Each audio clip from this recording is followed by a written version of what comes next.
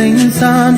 Here comes the time for everyone to see that what will be will be. This is the time for you and I to stand together as one. Yeah, they will know, they will know.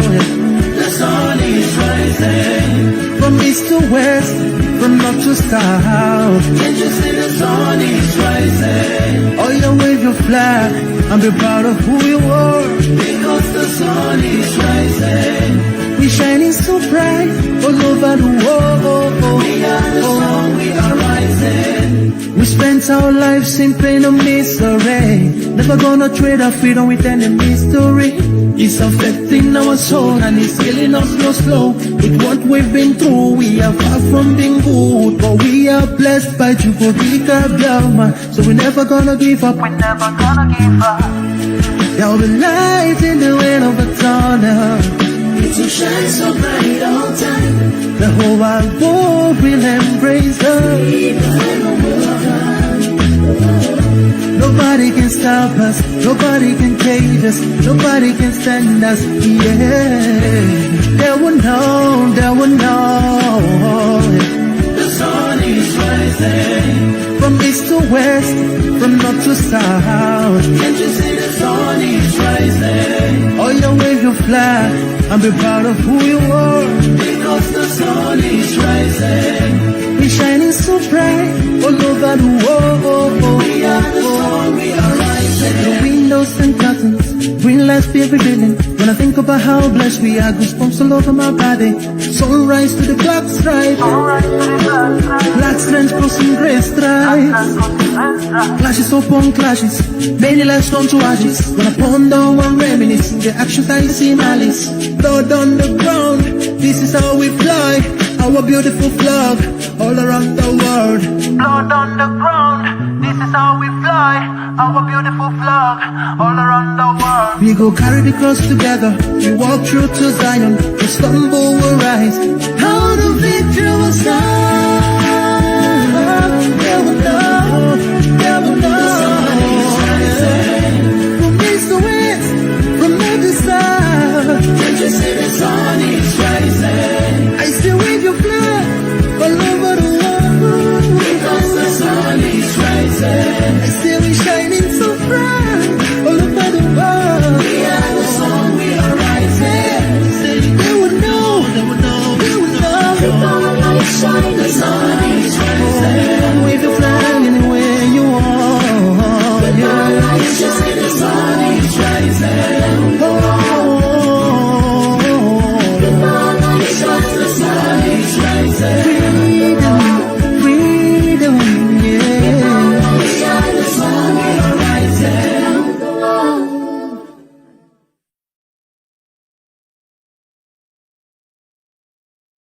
Urobo wado, Isoko wado, IPOB, one family.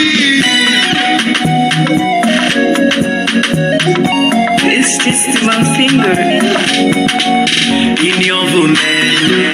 Liru wado, wakira, ota meka bowa. Urobo, utori Biafra yo, in your volet, onanu yota. Urobo, nani soko, ishakiri, utori Biafra yo. Wamo, wiko makube yo, fumakaja, ifuri Biafra. Urobo, nani sha, ishakiri, utori Biafra yo. Wamo, wiko makube yo.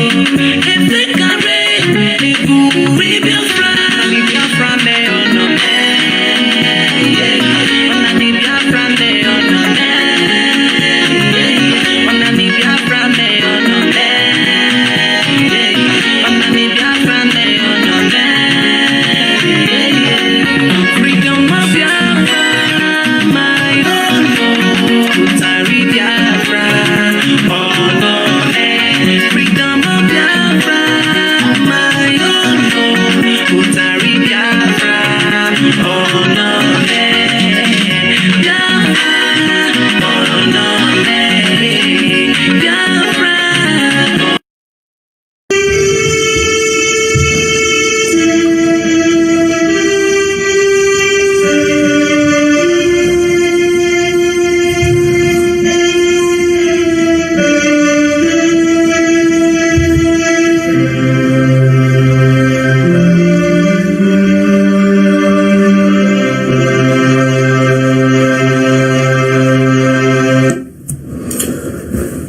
Good morning, wonderful people, great Biafrans, wherever you are.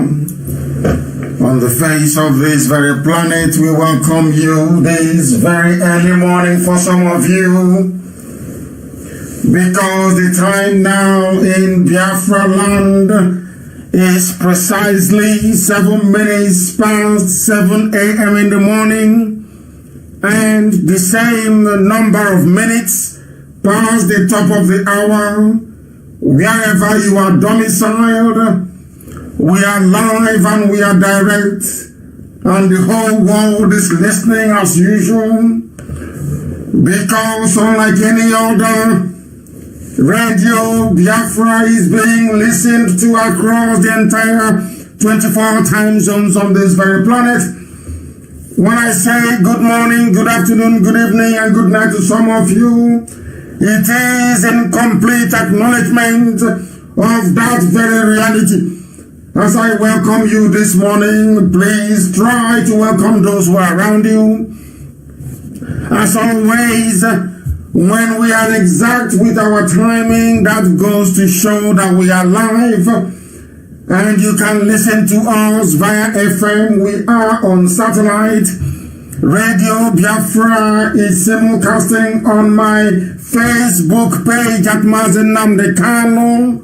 You must be aware of those being run by DSS, by the Nigeria Secret Service. Mine is at Mazenamde Kano. If you go there, you will listen to us, and I'm sure that some of you are sharing and hosting watch parties as we proceed.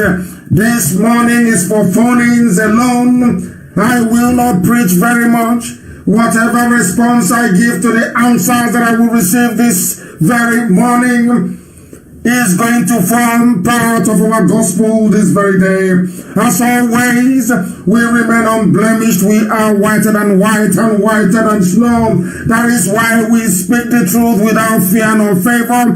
That is why this very march to freedom is unstoppable. That is why Biafra will be restored in our time. That is why we are doing all we can to ensure that Biafra is with us this very year. Anything and everything humanly possible that we are supposed to do, we are going to do to ensure that this very kingdom of God upon the face of this very earth is restored this year, not next. Therefore, we encourage you to make sure that you do all within your powers to be of good conduct. And as always, I must warn those of you with weak constitution that this very broadcast is not for you. It is not for the faint-hearted. It is not for the wimpish. If you are a lover of truth and of honesty, then here is where you shall worship with us this very morning. This is our own version of a morning devotion, because we must hand over every proceeding, every undertaking of ours this very day to the Most High, that heaven may bear us witness. We are live and we are direct, and the whole world is listening as usual. Some of you may prefer to listen via Radio Biafra app. Some are listening to us via TuneIn. Some of you are with us via Garden Radio. Some are listening via Sweet Radio. Some are listening via Simple Radio. And a whole host of other platforms, including YouTube, of course, because we do know that there are independent broadcasters who are streaming this very broadcast live, uninterrupted and direct to YouTube. If you wish to join us, there is no excuse for you not to join us. We must hand over our proceedings this morning very briefly to the Most High. And we must pray in the language of heaven. You will excuse me. That is where I am led to direct and to champion this very prayer this morning, because it is a noble effort. It is a worthwhile endeavor to acknowledge the indisputable supremacy of the Creator of the heavens and the earth. Because only a fool can say in his or her heart that there is no God.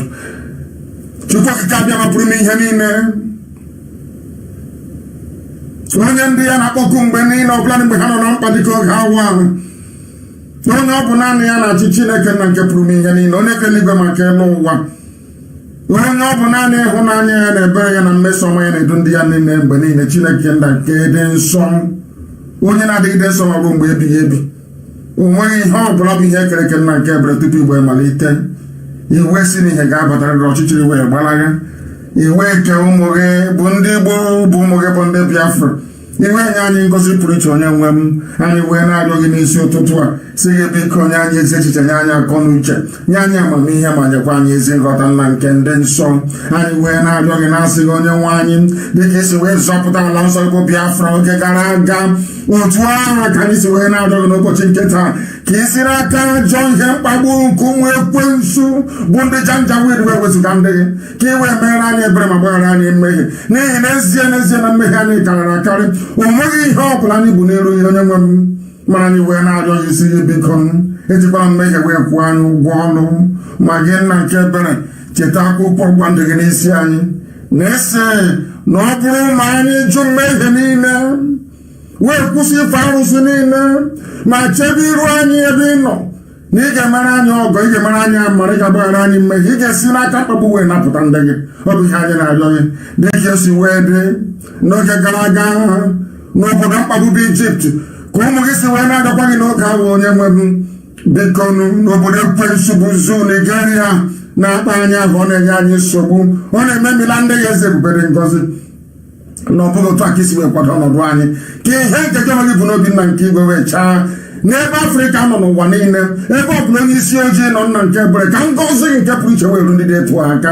Anyị wee na-arịọ gị n'ụzọ pụrụ iche n'isi ezinụlọ gị bụ IPOB n'ụwa niile. Anyị wee na-arịọ gị n'isi ụmụ gị bụ ndị Biafra, ebe ọ bụla ha nọ wee na-agba mbọ, wee na-agba ọkụ dị iche iche nna nke ebere. Biko nụ n'oge erule mgbe nna ọbụla ji alaghachi na-akwụ ya, ka ị wee kpọkọtakwa ndị gị ọzọ dịka isi wee kwa anyị na nkwa, ka anyị wee jaa gị mama too gị n'ala nsọ Igbo Biafra nke nwere onwe ya, nke ụwa niile ga-eji wee maa atụ si n'ezie na ihe Chineke achọwo n'ime Afrịka. Ka anyị wee too gị wee jaa gị ma wee gọzie gị ma bulie aha nsọ gị elu site n'ebighị ebi ma ruo n'ebighị ebi. Ise ise ise. We are proceeding very hastily this morning, and I must remind you once again, as to the number to call, we are also on Skype this morning, because there are those that do not believe in what we are doing, those who do not believe in the restoration of Biafra, those who do not believe in freedom, those who have been conditioned by the damnable conditions in the Zoological Republic to put their freedom backwards, or should I say, to put personal selfish considerations before that of freedom. We have a special line for Nigerians, for Nigerians, for those who believe in this damnable zoological republic, those who do not believe in freedom, those who challenge our modus operandi, those of you who may have issues with the way we are driving this very agenda forward. And that very line to join on Skype is IPOB, all in small letters, IPOB 2020, IPOB 2020, all one word, IPOB 2020 at Outlook, you know, the Microsoft email address, IPOB at outlook.com. I repeat, you can join us on Skype via IPOB 2020 at outlook.com. The number to call once again and for your messages remains +1 512 955 2807. I will caution those of you who are intending to call that if somebody is on the line, try not to call, because there is no need for it. You must listen to what they are saying before you try to phone in. And once again, allow me to repeat, the number is +1 512 955 2807. I repeat, +1 512 955 2807. People are calling from everywhere. We will not waste any more time. We shall proceed to the lines to begin to take your calls. We are going to go to the line to begin to take your calls. There are some people who are already on Skype. We shall be coming to you in a short while. But meanwhile, we have a caller on the phone. Your name and where you're calling from, please. Hello, sir. Yes, please. Yeah, my name is Benjamin Okuchuku. Yeah, my Facebook is Ibejuogugu, and I'm calling from Asia. Where in Asia are you calling from? I'm calling from Indonesia. From Indonesia. Very good. Please go ahead. The world is listening. Please go ahead. And I strongly thank you for your good job. For you have come to deliver all black men. Thank you. Women. Thank you very much. On this podcast. And I'm an IPOB under oath. Yes. I can never sabotage Biafra and the leader. Any day I try to do so, they just strike me dead. But what I want to, ask, because we have come to, bring Biafra. Yes. We have come to round it up. A lot of people are on the queue. Please go straight to the point. Go ahead.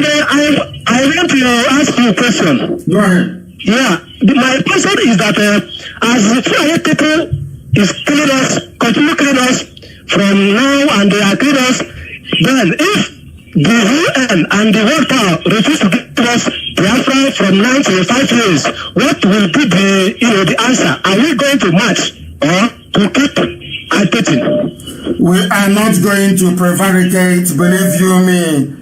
If they continue to kill us, I have made representations to those that matter in the United States, even yesterday. I made it very clear to them in the US yesterday that this cannot continue. The killings cannot continue. That if they do nothing, this year, we will be forced to defend our land. We would have no choice. All these folding our hands and providing excuses as they continue to slaughter us cannot go on unchecked. Even yesterday, Gibson, there is a transport company called Gibson, 5 lorry load of them, or should I say, luxurious bus load of janjaweed were dropped at Milverton in Aba. And as we speak, the same yesterday, there was a plane laden with arms from Serbia, that came into Kanu on its way to Makurdi. So they are arming to invade us by land and by air. The Janjaweed have already infiltrated our land, and the Nigeria Air Force will give them support through the air if we mount any premature resistance. This we know. Nigeria Air Force yesterday took delivery of arms and armaments all the way from Serbia via Kanu into Makurdi. This we know. We cannot fold our arms, of course. We have some people who are on Skype. I don't know if they can take this call. They have declined. I don't know why they have declined. They called and they have declined. I don't know if they shouldn't be scared. Please don't be scared. And don't be scared, please. We want to take your call. We have Pastor Godwin Eron Mosele. Are you there with me? Can you hear me? Pastor, can you hear me? The caller on Skype, can you hear me? The caller on Skype, can you hear me? Yes, I can hear. Good morning, sir. Good morning to you. Turn your system down or I'll cut you off. Turn your system down and you speak. Go ahead. My leader. Yes, go ahead. My name is MNK July. I'm calling from Mako. Thank you very much. The world is listening. Please go ahead. My leader, I feel like I am on heaven. I feel like I'm on heaven. Thank you for your good works. Thank you very much. Thank you for your works, my leader. Thank you. I'm coming from Mako in Enugu State. Thank you. My leader, thank you. You're welcome. I know this your movement will never stop. Our movement is not just my own, it belongs to everybody, please. I only happen to be leading this very movement. It doesn't belong to me, please. Go ahead. My leader, since IPOB started, this is the first day to get you online. Thank you, my leader. There are millions all over the world. I don't know how to express my feelings, sir. Thank you very much. Thank you. Thank you, sir. Thank you very much. Sir. I remain blessed. We have another caller on the line. I am hoping to be able to pick up a Nigerian. Are you a Nigerian? Are you a Biafran? The caller on Skype. Can you hear me? No, they are not serious. They are not paying attention. I don't know what is wrong with them. They're not paying attention. Yes, can you hear me? Yeah, good morning, MNK. Good morning to you. I thought you're a Nigerian. The Skype line, please, is only for people from, let me not frighten them, for Nigerians. Let me say, for patriotic Nigerians. Because if I say Nigerians, they will run away. They may not come again. It's for patriotic Nigerians, please. The Skype is not for Biafrans. It is for patriotic Nigerians. Those that believe in one Nigeria. Those that believe that gossiping is a way of life. I want to address them. Stop gossiping and come live. I will not cut you off. The world is listening. Come and debate me. Thank you very much, my dear brother, for calling. Let me see if we can get a Nigerian on the line. The caller on Skype, can you hear me? No, they are not paying attention. The caller on Skype, can you hear me? Yes, my leader. Good morning. Good morning. I have said, please, Biafrans, if you're listening, this very Skype line is for Nigerians only, not for Biafrans. It is for Nigerians only. So I would recommend that you call me on the usual lines, please. This very line is for Nigerians only. If I pick it, I want it to be Nigerians, or those that believe in one Nigeria, or those that believe we're getting it wrong. The caller on Skype, can you hear me? For the last time, the caller on Skype, can you hear me? They are not paying attention. They are not paying attention. Let us go to the phone lines to see who is there. The caller on the phone, can you hear me? Hello? Yes, please, your name and where you're calling from? My name is Aloysius Ogunta I'm calling from Germany. Where in Germany are you calling from? Hamburg. From Hamburg. And where do you come from in Biafra land? Yeah, I'm coming from Imo State. Idato, thank you very much. Please go ahead. That is Biafra land. Thank you. Go ahead, please. Yeah. Master, I want to take this opportunity to thank you and all the IPOB members. Yes, please. Because of the work you are doing. Thank you. Then there is something, last week I listened to your broadcast on Friday. Yes. Yeah, there is something you say about Ireland, about the foreign countries that have interest in Nigeria. Yes. You said that Ireland is having the issue of our passport, Nigerian passport. Yes. So, my opinion is these people that have interest, is it not good to go to them and give them the same interest they have in the zoo so that they can support our movement? We are not in the business of trying to bribe anybody for a right that was given to us by God. We're not going to bribe anybody. Biafra land will be open for business. Anybody can come there to do legitimate business. We are going to be inward investment driven. Therefore, every country around the world will benefit from the emergence of Biafra.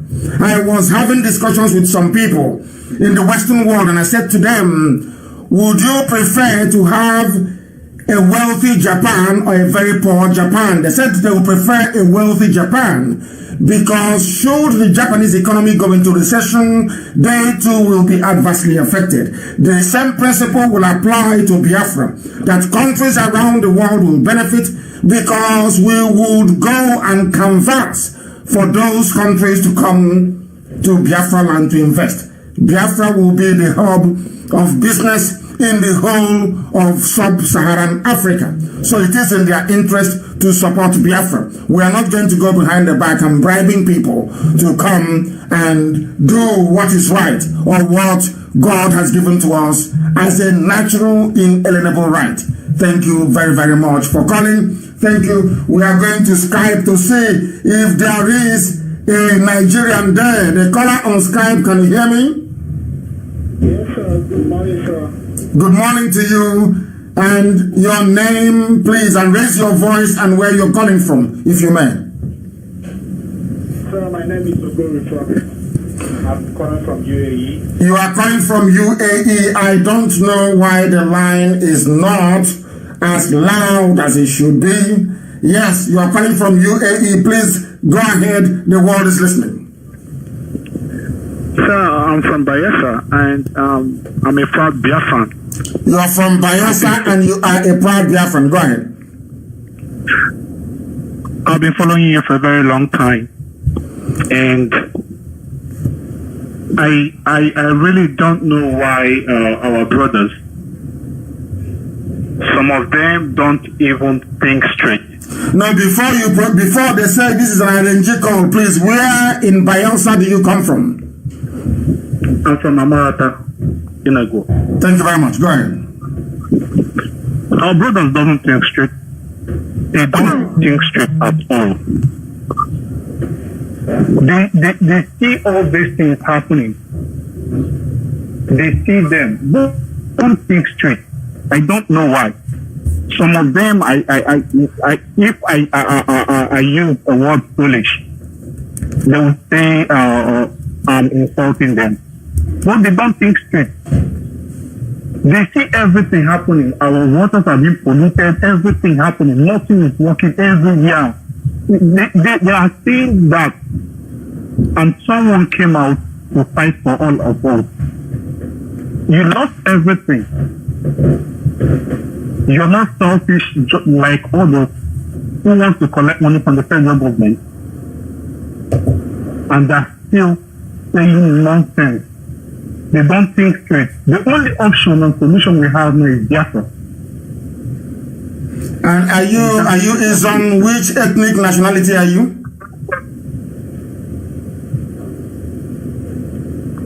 Like I said, I'm from Biafra. No, Biafra is a state. I want you to give me your ethnic nationality. If you're Izon, you say you are. If you're not, you say I am not. Yeah, I'm not. You are not. What is your ethnic nationality?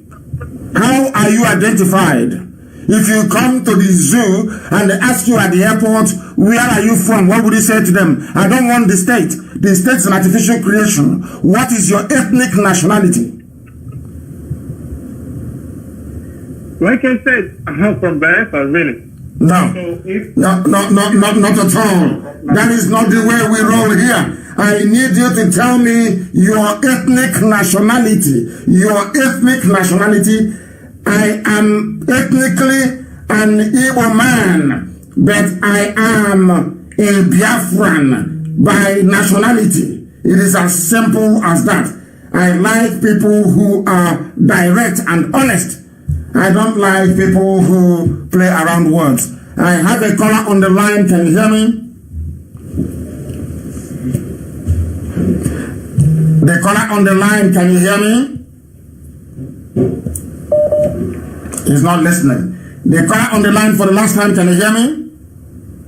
Yeah, I can hear you. Then go ahead and say what you have to say, your name and where you're calling from, please. Well, my name is Roland. What is your proper name? What's the meaning of Roland? What is your proper name, please? My name is Obioma Ihedibo. That's your name, not what is the meaning of Roland. What is Roland? Precisely, I am from Umuahia, Abia State, from Ohoho. Oh, thank you very much. Yeah, but I'm living in Italy, in Florence. Thank you very much. Please go ahead.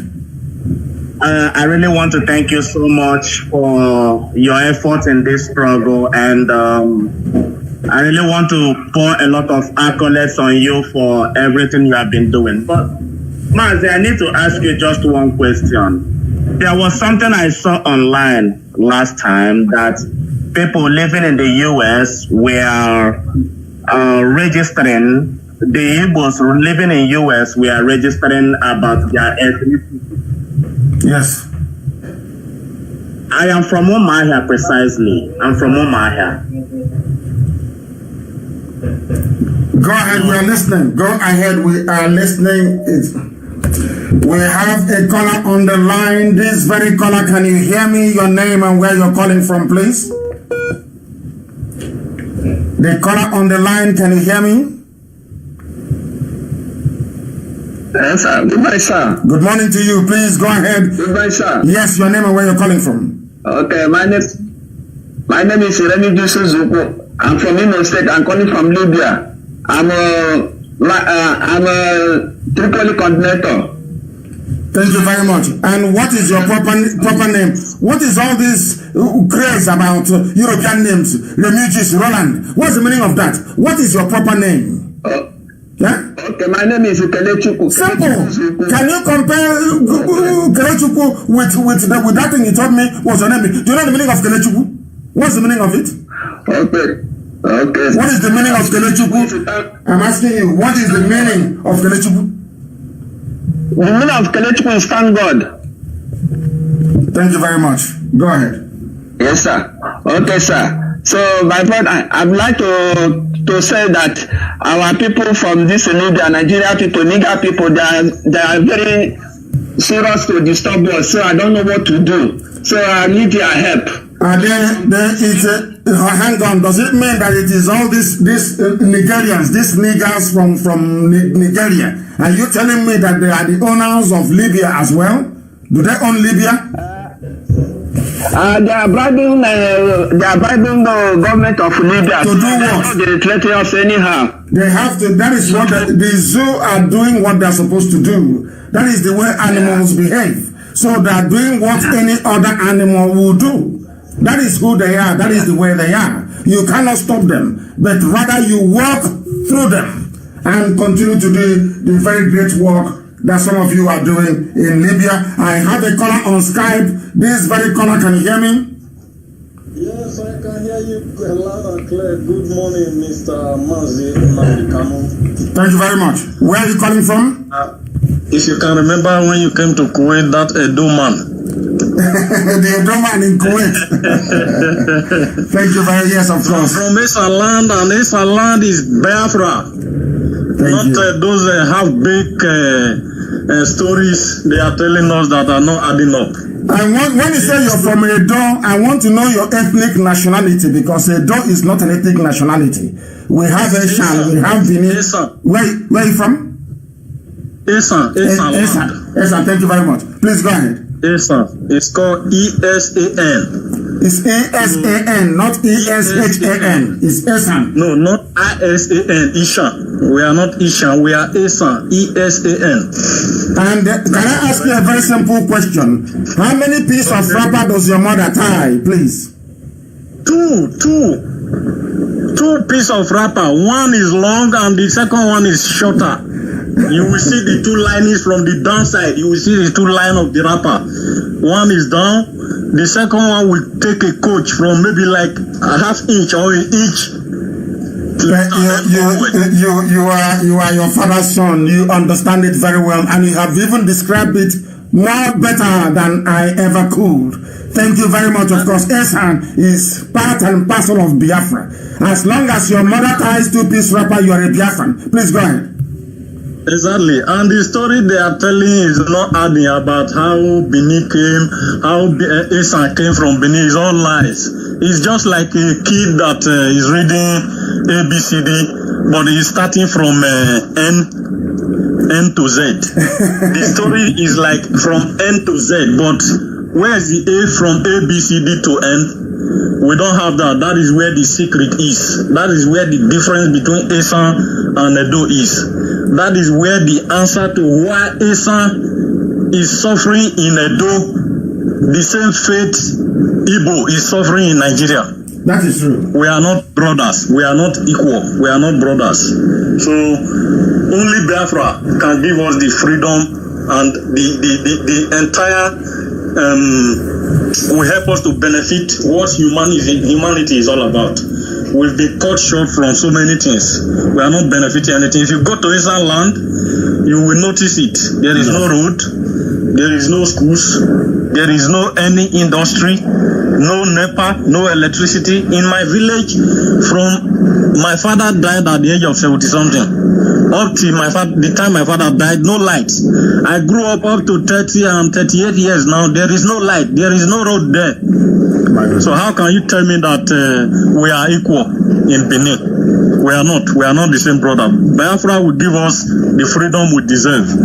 Yes, some people, let me use this opportunity and speak to you. If you are listening, talk to your people back home. Can you speak Esan dialect? Can you speak Esan dialect? Yes, some people, any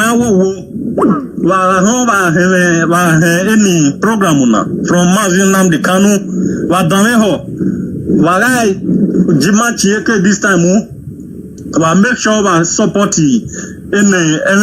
Biafra no Ladiana. Even Oreka Ladian last time, Nena Akon, Manaya de Baido Akon. Meanwhile, Mawoya Bolokwa, my Mingwina, in Winai war, or dead war, party war. But whenever Mario Bobai, in Biafra no Ladiana. Man, make sure my support Mazin Namdi Kanu. Eno Kiana no Larena. Okiana freedom Nimabo, or you know. But when I dame henia tabe yeke wa emata we amiata osupa wen we emata na hi we ami ohoge osupa wen we ohoge na hi eno pe ana no mudia na Mazin Nnamdi Kanu ba hwan wa ji ma support oi so that ebi ma losing race and land in my mie for a long time mere nware me ase mie some man I we only rule governor of those state everywhere I mean, or Abunare where is a man or a ladia governor, a memorial here, a Bejian Unia, a cut short Obaseki arrangement to allow a some person in next or you have a fighting here, a memorial here, no, I start from 8 years. A sign me opportunity with a door, while you must support the Biafra, man make man and sabo free. But when we so that is it, part of it from you have done well. Share with my language. And another thing I want to say generally, with the youth, if we did not do what we are supposed to do now as youth, at the end of the day, the children we are bearing now, they will also blame us, just like we are blaming our parents now. The truth is that our parents have failed us. They have failed to secure our future for us so that we can live an enabling environment. They are failed to do that and they are continuing to sabotage our efforts to make our future better. So that is evil. So for that reason, I want to say that or plead with them. Let me use the word plead with them. Let them also ask themselves some questions.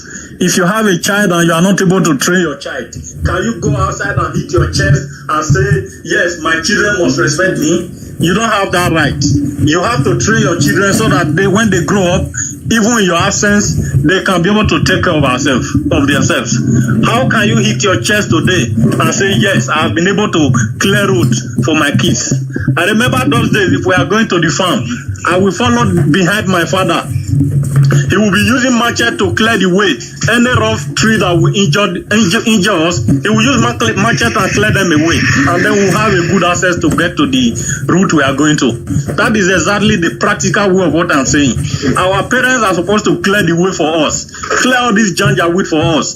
Clear all the bad road for us. Clear all the suffering, the lack of electricity, lack of road, lack of water, lack of job, lack of industry. Provide them for us so that when the time comes, we'll have those things to benefit from. But no, yet they are hitting chest and telling us we are supposed to respect them. How am I supposed to respect you when you have failed? If you don't know that you have failed, you should know now that you have failed, and you have no reason to demand respect from us. Anyhow I like, I will talk to you because you are not worthy to have my respect. So, like personally, I'm working all day to make sure I provide for my kids when they grow up. So that way I can hit my chest and say I deserve the respect from my kids. How can you hit your chest and say you deserve my respect? So if you have faith, you have to take note of that. You have faith. If you must deserve my respect, then what you have not done before that you know you have done wrong, start to correct it now. Then I can begin to think of it. And people who are saying that we lack not or we lose respect, bear in mind that when Biafra come, that true training that we get from our parents, it will come back automatically because it's naturally in us to respect our elders. But you don't expect me to respect an elder who don't even know that he has faith. That is an elder without no shame. So we please, our brothers and sisters out there, whether you are supporting IPOB or not, or you are not supporting, if you have anything against IPOB, keep it to yourself. Don't bring it to public to discredit what Mazin Abdikanu is doing. What you are doing is like a man who go outside and he see his mate. Instead of fight this his mate, he run away and go home to start beating his younger brother. Because that's where he want to show his strength. You are a fool if you are doing that. You are a fool. Thank you very much, my dear brother.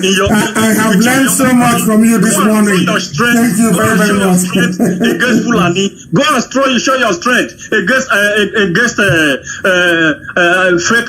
Buhari that is in public there. Go and show your strength against the person that slaughtered your sister and pieces her like cow. If you want to make video to discredit Nnamdi Kanu, you are like going home to beat your younger brother. Go and make a video and show that guy that was butchered and show it to the world. Go and make a video and show that man that was killed in the Oje River and show it to the world. Not coming to for cheap popularity. Fake people. You are very, very kind, my dear brother. Thank you very, very much. Thank you very, very much, my very, very eloquent and direct. Or should I say succinct? You heard what he said, where he comes from. People know who they are. You don't need somebody to tell you who you are. You know who you are. He knew the mom title piece rapper, and I've been saying, please, to those of there is no need, as our brother just educated us now, going and writing rubbish or gossiping.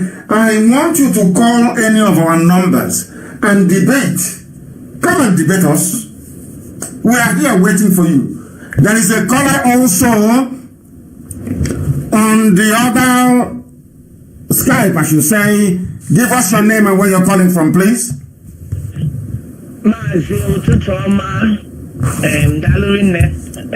Afam bukwa uchu ọzọkwa n'ụtụtụ a esi m island were atọ eventually itinye login n'ụtụtụ a bụ sorry, I have to speak English. Yes, please. And what is your name again, please? What is your name? My name is Uche Udeze. Thank you. Uche Udeze. Yeah, go ahead. From Ireland. Onisi, what I want to say is there's something that I actually observed about our brothers and sisters back home when they are being shot by the police and they are asked to go to the police station to get a police report before they will be treated. And who shot them? The police.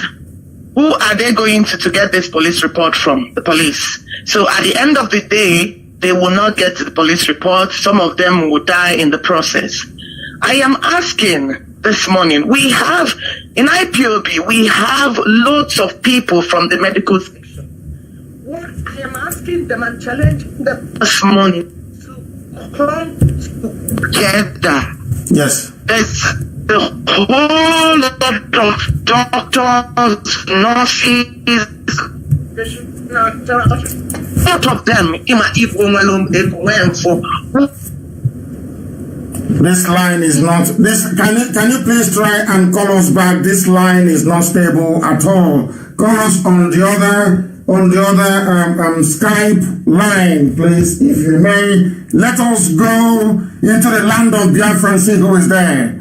The caller on the line, can you hear me?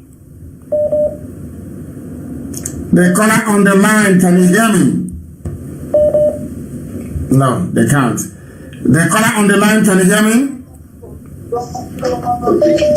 No, they're not paying attention. The caller on the line, can you hear me? Not paying attention. The caller on the line, can you hear me? I have a caller on the line, can you hear me? Yeah, good morning, Hamadika. This is Ogugo. I'm calling from London. From London, thank you very much. The world is listening. Please go ahead. Yeah, thank you, Hamadika, for your effort, and I thank your wife as well, who gave you the courage to work hard. You can be able to see now you are waiting for, these enemies in Biafra name to call, and they could not come to defend anything because these people are not real people. They are not real people. They are fake. They are all they are computer-generated names by the box team of Russia and in Israel. All computer-generated. You will see them, you will think that they are human beings, but they are not. That is why they can never call. We are waiting for them to call. Now they can't call. Go ahead, please. Yeah, they are fake. Their name is fake. The money Nigeria give them is fake. Everything about them is fake. I like people who are truthful when they do things. But however, the reason why I call now is two things. One should be why do we need Islam again in Biafra land? It doesn't add up that we fight for freedom. After we fight for freedom, we bring this sort of religion that is killing us. I used to be a Catholic. I don't want to go there. When they do Bubuya to Arinze, I say I'm not going to worship there anymore. I live there. What did they do to Arinze? Please tell the world. What did they do to Arinze? Tell us. They hand over power to Ratzinger, German. How can a German be a pope? It is Arinze who's supposed to be a pope. But everybody forget it. They are still going to the church and worship. I said, no, it doesn't add up with me. This is time they have to give this power to a black man to rule Catholic Church because we have contributed enough. Arinze even don't even care. He doesn't even know that they did bubuya to him. But however, let's leave this issue of Arinze. I'm talking now. Why do we need Islam again in Biafra when Biafra come? This is not our religion. We don't have anything compatible with them. They have nothing to contribute in a black man country. I think we have to decide now that we don't need them so they can go and stay where the other side they want to stay with. That is one. The other thing I want to say, before in 1967-70, when they were slaughtering us, there are some states that supported Biafra. Is it now time for we to go and, re-engage with them and say, hello, sorry, we have not been able to contacted you before. We didn't forget because we are waiting for the right time. We want to tell you now, we thank you for what you do during that time. And our cause to restore our country is back again. I think it will show that, yes, we remember their support and their help during that time. That's all I want to say. Thank you very much. Thank you very, very much. And we are going to do that. And when we do, we are not going to announce it. You know that the zoo is very, very wealthy. They have money. They will start spreading it around. That is what they do. But thank you also for calling. Thank you for the insightful, should I say, calling this morning. I have another caller on the line. Can you hear me? They cannot. The caller on the line, can you hear me? The caller on the line, can you hear me? Yes, sir. Good morning, my leader. Good morning. Good morning to you. Please, your name and where you're calling from? Thank you, sir. My name is Pastor Jack, and I'm calling from Lagos, sir. And where do you come from? So I come from Nwisi. Nwisi to Ohaji. Ohaji with my local. It's okay. Ohaji is fine by us. Please go ahead. The world is listening. Go ahead. You're a pastor, you said. Is that correct? Yes, sir. I'm a pastor, sir. I hope you're not a fake pastor. One of these dodgy miracle workers. I hope you're not one of them. No, sir. Because I can't stand them. I can't stand them. Please go ahead. I'm not a fake pastor. Bible permits freedom. Moses was a freedom fighter, as well as Joshua. All the whole of the Bible we read, freedom, God permits freedom. So any man of God that is not supporting our freedom, that person is not being sincere. That is the truth. Thank you. Go ahead. So, first of all, I want to appreciate you. And there's something I want to ask, because most times it baffles me. You see, some of our people, some of them we are fighting. IPOB is fighting on a daily basis for a way to rescue our people. But each time you see that they crop up, buying data of 200, they will be attacking IPOB. And most of these people, if you actually ask them, what do IPOB or leader do to you? They don't have anything. I don't really know why our people are this way. You will take your time and engage them. Say, what actually is your problem? They will not give you anything. I asked some of them a few days ago when we have a media war. Say, you are condemning, you are saying that the IPOB is threatening Umodo. Did you not hear when Godo was in Lagos and said he will sabotage Biafra again? Have you not, okay, in your state where you come from, these herdsmen kill people. They rape our mothers, our sisters, and our daughters. What have you said ever since then? Is it now that we hear that we are asking Godo to stop what he is doing? You come now begin to write some nonsense about IPOB. Why is our people this way? That is one question. And the second one, like as at yesterday, the herdsmen, I don't know how they penetrated the entire room last night, crowd of them with thousands of their cows. What approach are we going to take to make sure we stop these people from invading our land? Because it is obvious the governors, the so-called elders are against us because they have sold out. Sir, these are my questions this morning. Thank you very much, my dear brother. Thank you very, very much for calling. I'll answer your questions. I will start with the last one, the invasion. The invasion will continue until we stop them. It will continue. It is in the Fulani mindset. That is the way they are. Janjaweedism is about what is called the conquest of Islam. People see Islam as a religion. But in the hands of the Fulani, as it is in the zoo, that is why I feel sorry for any Biafran saying he or she is a Muslim. I feel sorry for you because the mistakes the Hausas did is exactly what you're doing. You are inviting your own doom. Islam in the hands of the Hausa people is tolerable. Islam in the hands of the Kanuri people is tolerable. Do I even dare to say it? Islam in the hands of Oduduwa people, I can say it's safe. But Islam in the hands of Fulani is a very deadly virus.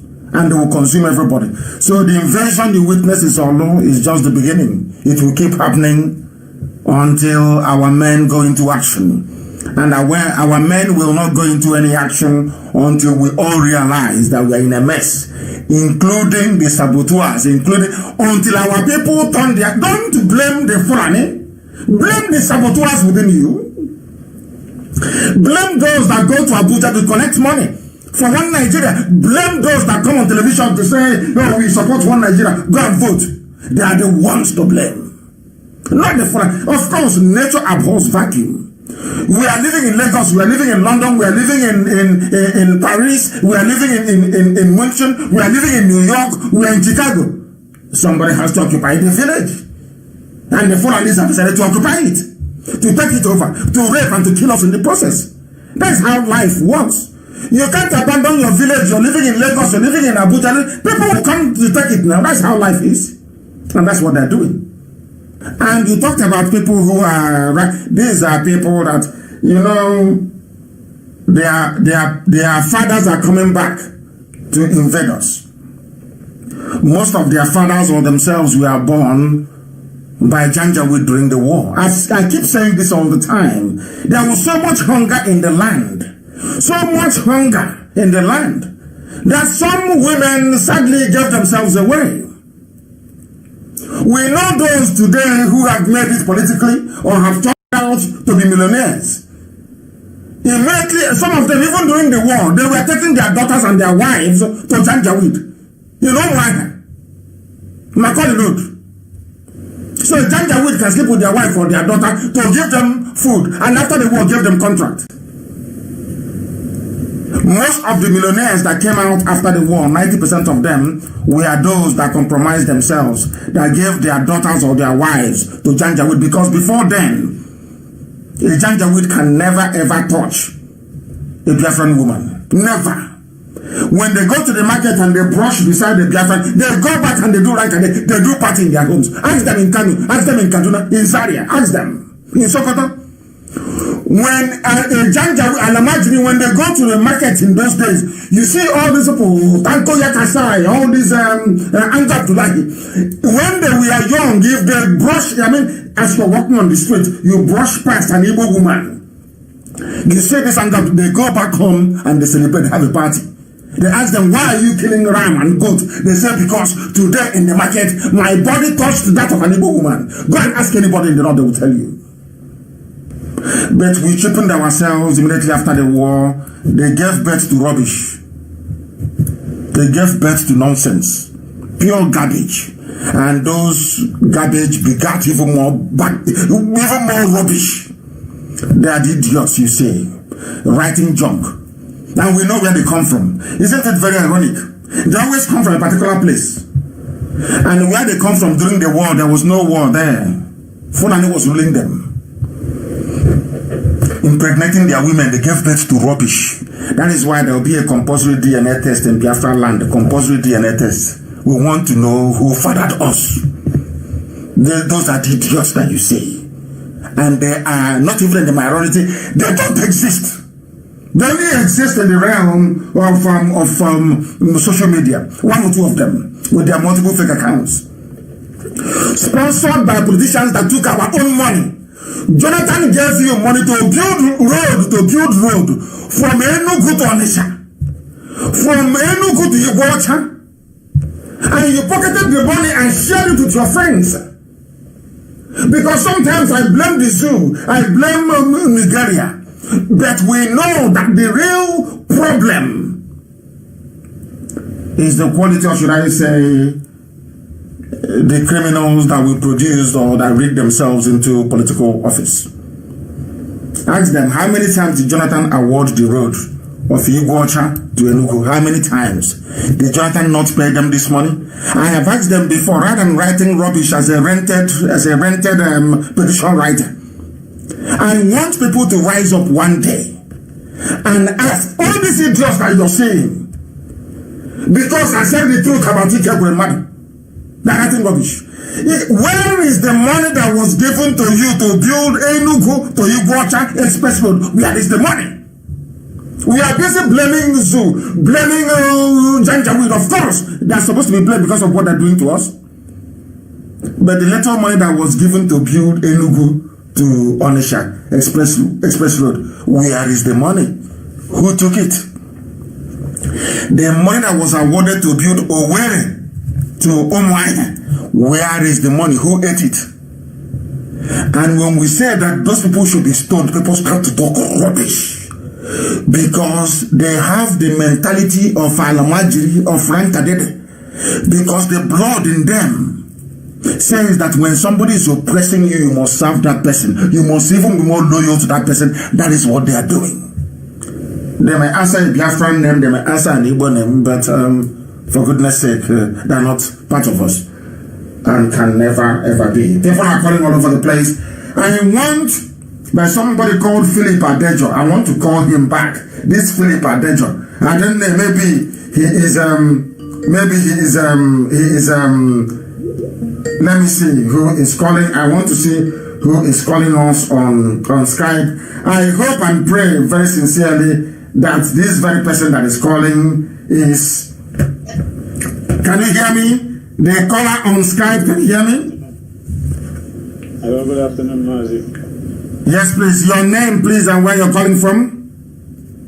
My name is Adejo and I'm calling from Thailand. From Thailand? Please go ahead. Yes, sir. And where are you from? I'm from Kogi State, Ampara to be precise. I need your ethnicity. Ethnicity, please. I'm from Okinji local government. No, that is not your ethnicity. Are you a Gala or are you Yoruba in Kogi? Gala. You are a Gala. I'm a Gala. You are a Gala. Are you a Gala Muslim or you are a Gala Biafran? Which one are you? I'm a Gala Biafran. A Gala Biafran, because is it true that we have Muslims in a Gala, isn't it? Yes, we have Muslims. Yes, majorly Muslims, but the few are still Christians, because I know my mom ties 2 rappers. Each time she goes for church meetings and other community meetings, she always ties 2 rappers. One long and one short. Of course. In Kogi, of course. That was why I included Kogi as part of Biafra. And during my interrogation, when I was at DSS dungeon in Abuja, they said, why should I? Somebody, a senior DSS officer from Kogi said, you even added my place. And I said to him, don't we look alike, you and I? And he started laughing. I said, don't we look alike? Now, what I want to ask you is this. How did Islam enter Kogi State, if I may ask, in Galaland? How did Islam get there? Do you know?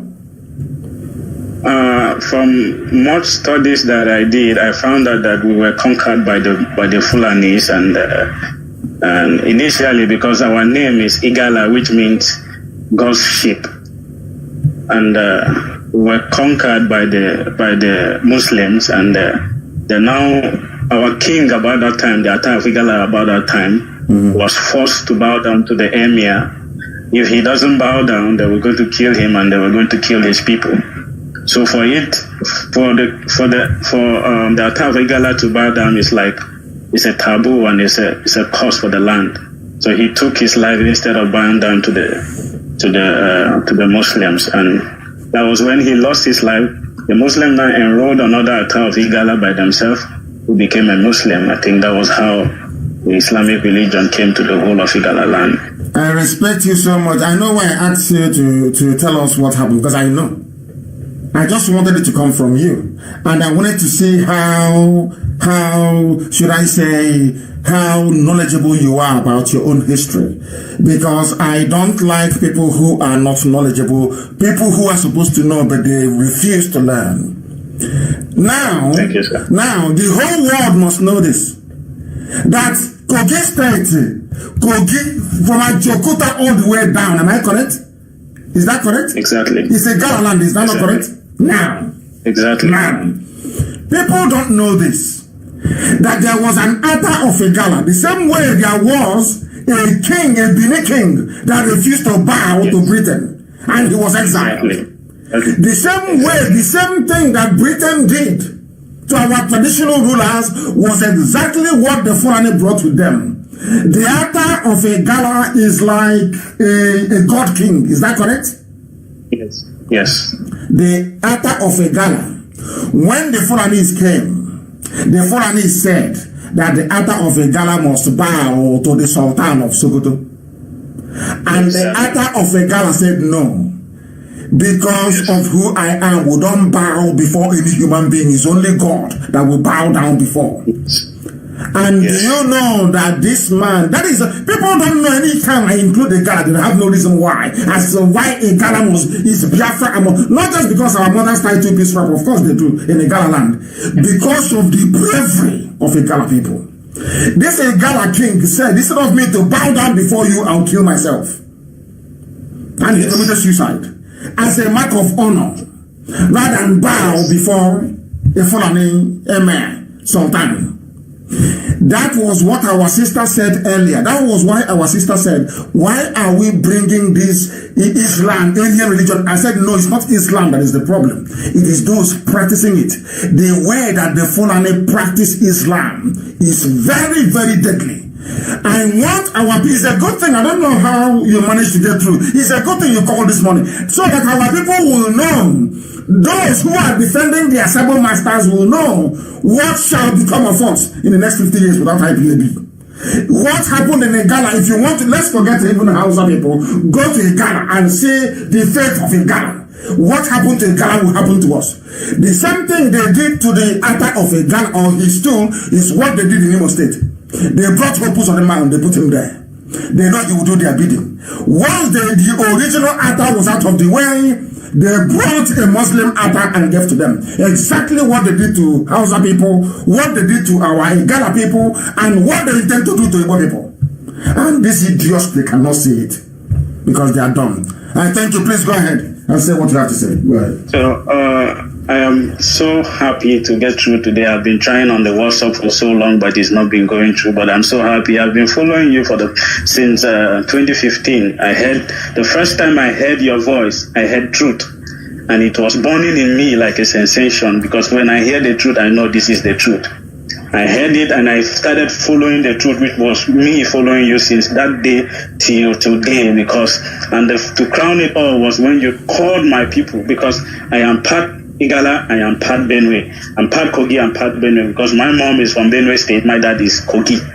My mom is from Benue, from Motupo, yes. Benue. So I started following you because I knew it strongly in me that even while I was still in Nigeria, I felt something in me like, I am not part of these people. I am always scared each time I am walking in the streets of Nigeria. I am scared like someone who doesn't have the passport, like someone who doesn't have the permit to walk on. Each time I see any military man or any policeman, I still felt that fear in me, like I am not welcome. The moment you started speaking about the Igala people, I was so happy.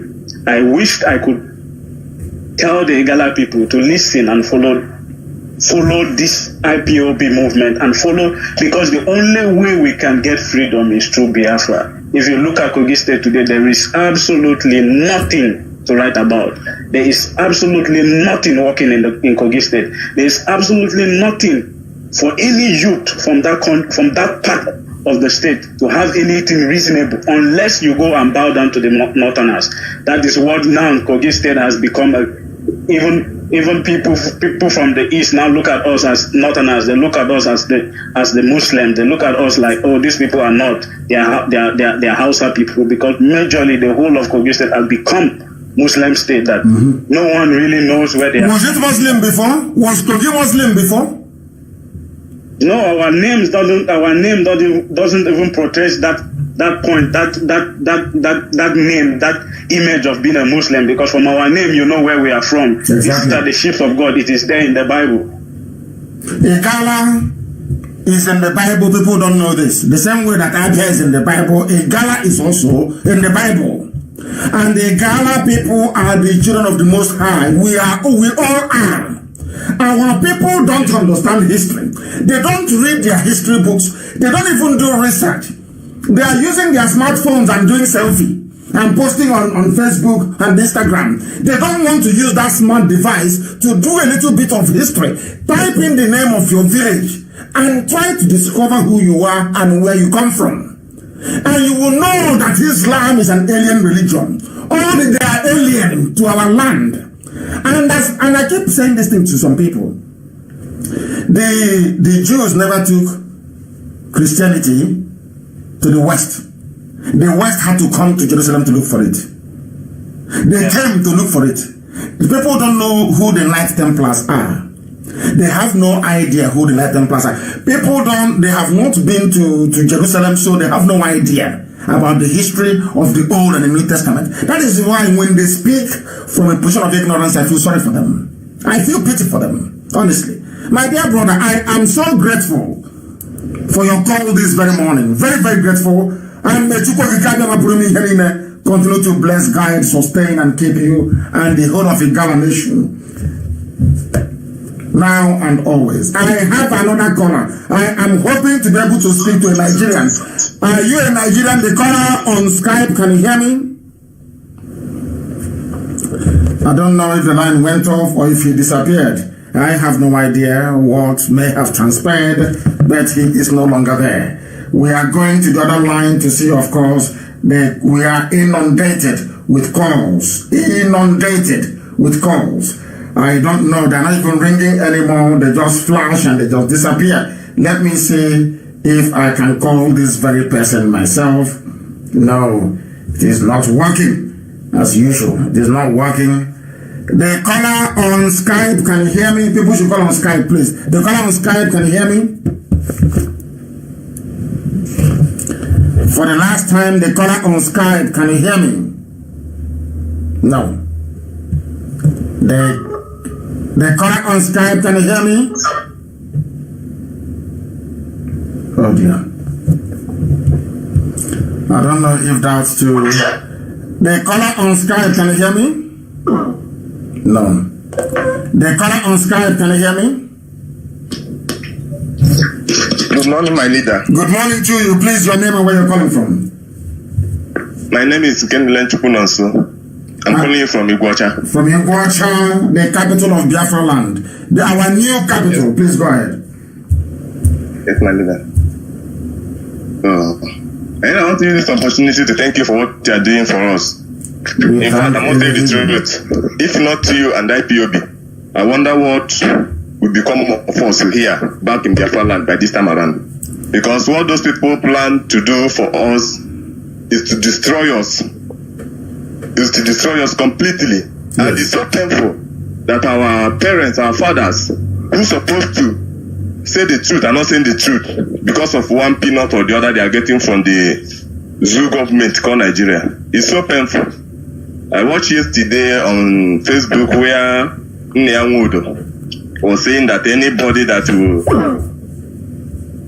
Can you hear me? Against, yes, my Go ahead, we're listening. Go ahead, we're listening. Yeah. And I would saying that he will sabotage everything that Biafrans are doing because of the Nigerian government are giving peanuts. I'm not saying the truth. We, the children of Biafra, since they cannot protect our future, we have risen up to do that. And we must do that through IPOB, which you alone is commanding. So I pray that Kabia will continue to guide you, strengthen you, protect us, and give us Biafra at the end. In the mighty name of Kabia. He said, thank you very much, my dear brother. Thank you very, very much for that very call. That is something that people don't understand. As our brother said earlier from Esan, he said, you went to farm with your father as a child. You are carrying a basket on the head. And your father is at the front. And your father cannot clear the bushes for you, clear the road for you. You as a little child to be walking behind him. Of what use are you then? What use are you as a father? You have people who are there claiming they are fathers. And people are coming into our land and they're killing us, slaughtering us. And they're doing nothing. And people have the temerity. People have the effrontery. They have the evil in them to be supporting them. Very terrible. The caller on Skype, can you hear me? The caller on Skype, can you hear me? Good morning, sir. Good morning to you. Please, your name and where you're calling from. Mazi, I am so happy to be able to connect to you. My name is Rapulu Chukwu Okeke. Thank you. And where are you calling from? I am calling from the land of Philippines. Philippines, please go ahead. Yes, I am from Idemili local government from Mumpong. Oh, yes. Very strong people. Go ahead. Yes, we are. Mazi, I want to say thank you very much for your effort to restore our blessed land of Biafra. It is really a great work you are doing. One thing I want to tell people, they don't understand what it is to free somebody from a mental slavery. It takes a great job. So personally, I want to advise you, since they are talking, a lot of people, like you always say, a lot of Sabo will come out from their hiding holes, will say all manner of things, and that doesn't move you. That word always gives me strength when you say that. So I want to advise you, if that insult they are complaining about, I could want you to intensify that insult so that they may have sense. Because it takes a great job, to free somebody from mental slavery. Thank you. Thank you very much, my dear brother. You have spoken very well. Some of them don't understand what we are doing. They have no idea as to what we are doing. They have no clue whatsoever. But I am very happy that our people understand what we are trying to accomplish. We want to set everybody free. It doesn't matter what they say. It is irrelevant to me. Our march is unstoppable. The caller online, can you hear me? Yes, I can hear you. Good morning. Good morning to you. Please, your name and where you're calling from. My name is Okebaharam J. Dozie. I'm from Umuaka. Umuaka is in Olu. Yes. Olu is I know Umuaka. I know Umuaka. Thank you very much. Please go ahead. Go ahead. Yeah, Mazi, I'm calling from India this morning. From India? So, please go ahead. Yes. Yes, I'm in India. Mazi, I want to just give a little bit of advice to possibly IPOB all over the world, and also a sign of warning to those that are trying to sabotage what we are doing.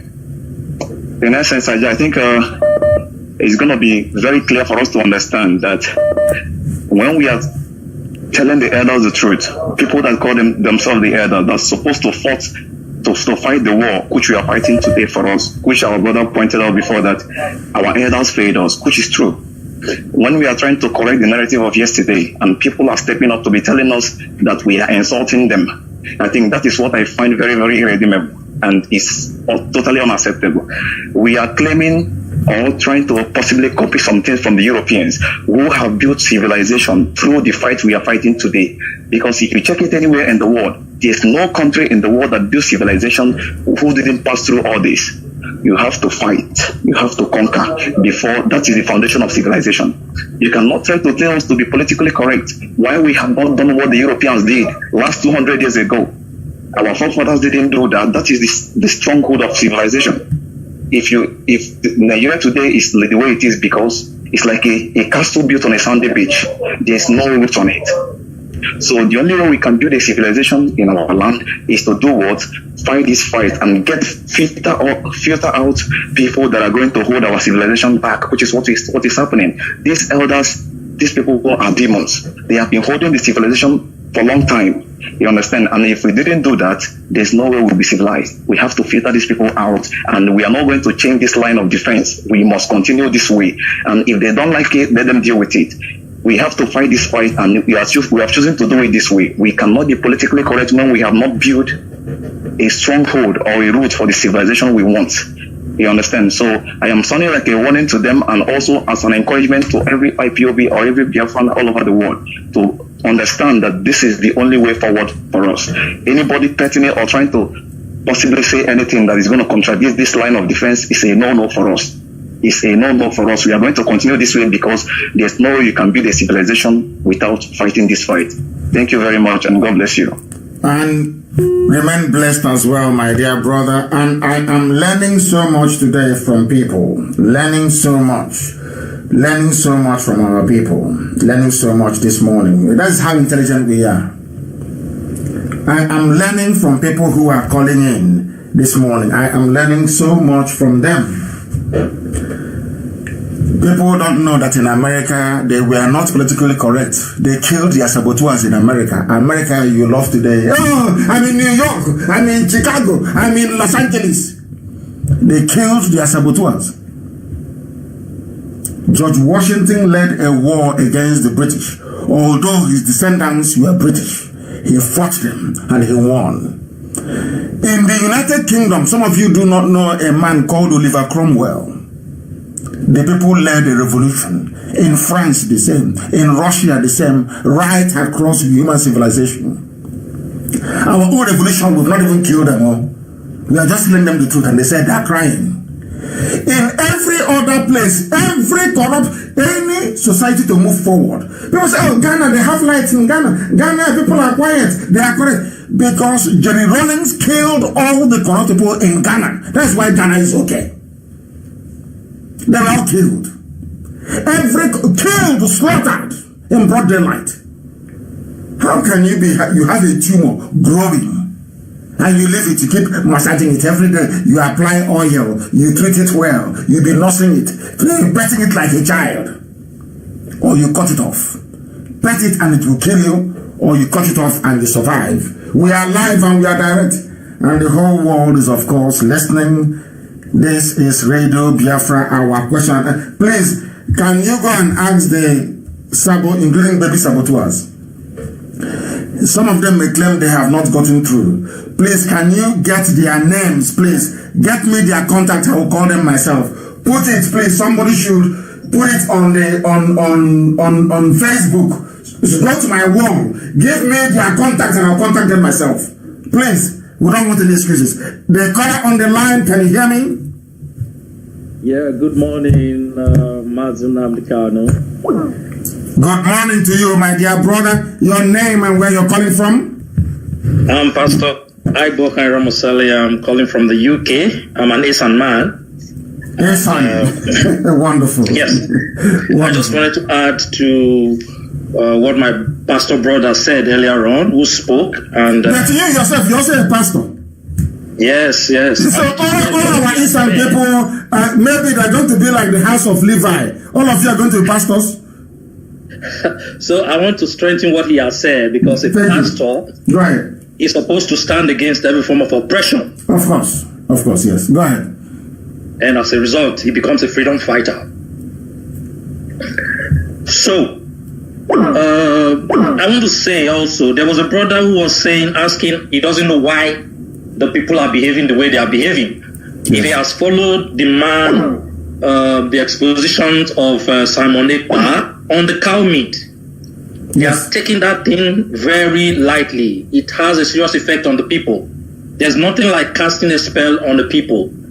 It is only if you are having the power of God that you can dispel or break away from such spells. So a lot of the reasons why these people, why they will even give them money, and they will see oppression, they will see people killed, butchered, and the people will not be able to say, no, this is unacceptable, is because they are under a spell. That's why I like the way Mr. Ipa usually puts it. He said, let's not be angry with them, but let's do as much as we can to liberate them, to set them free.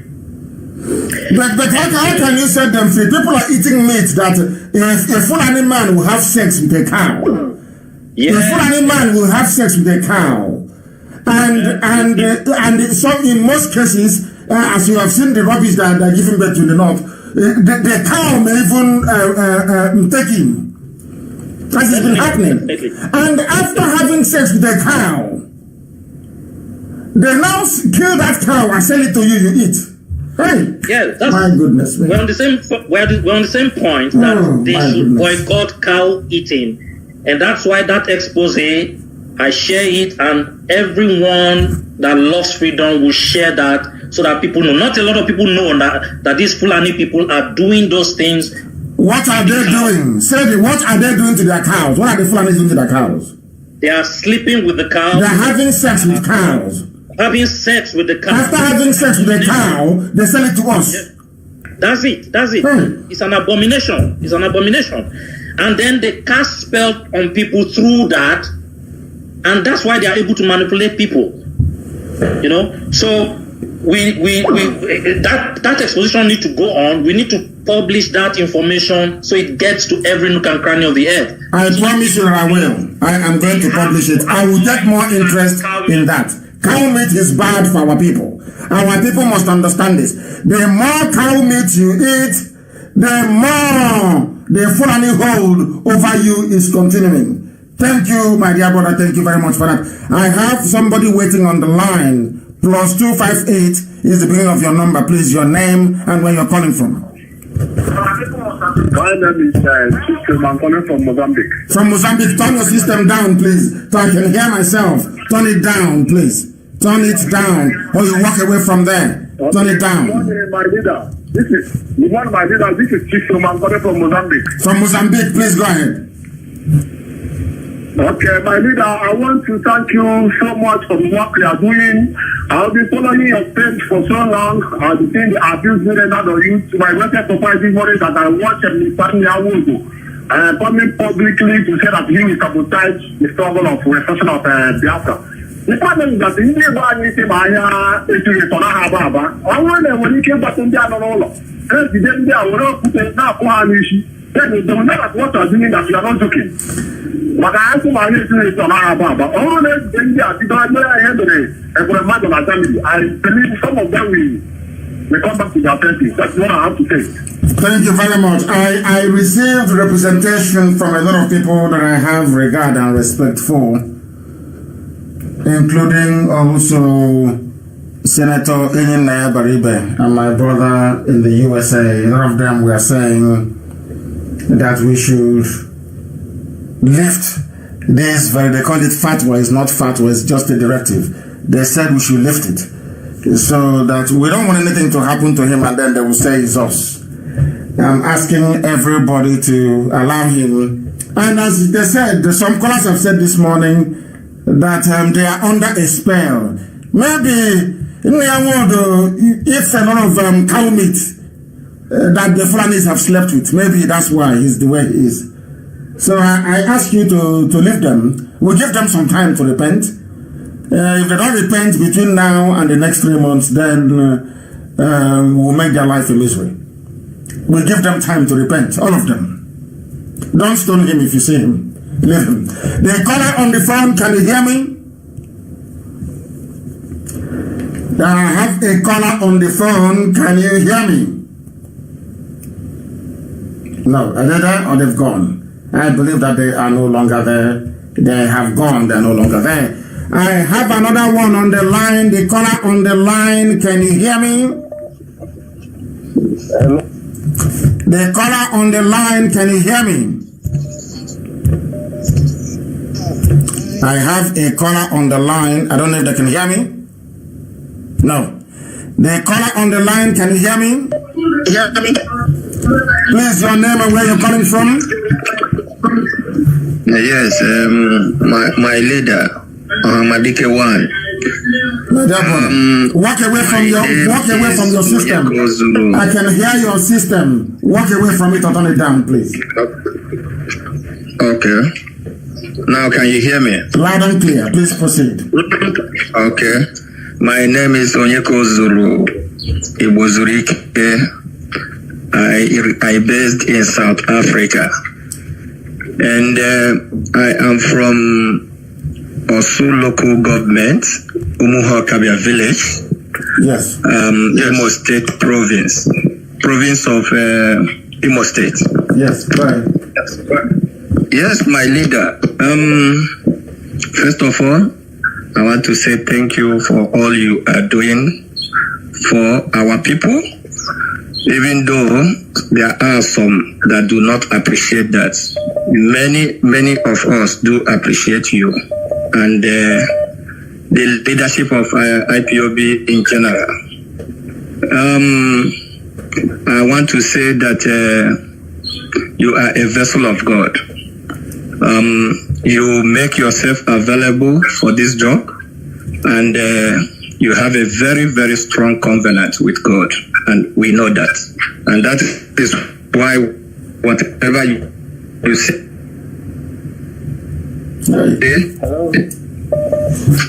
it comes to pass.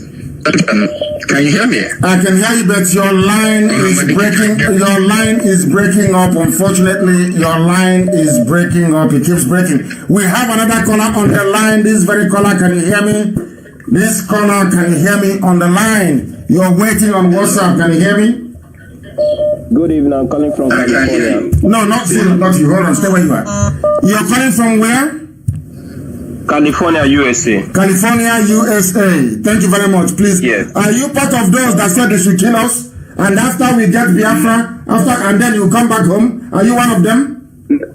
No, I'm not one of them. I'm working the little I can do here. I'm using my Facebook to work and try anything you are doing and sharing to the people to listen. I keep working for the Biafra.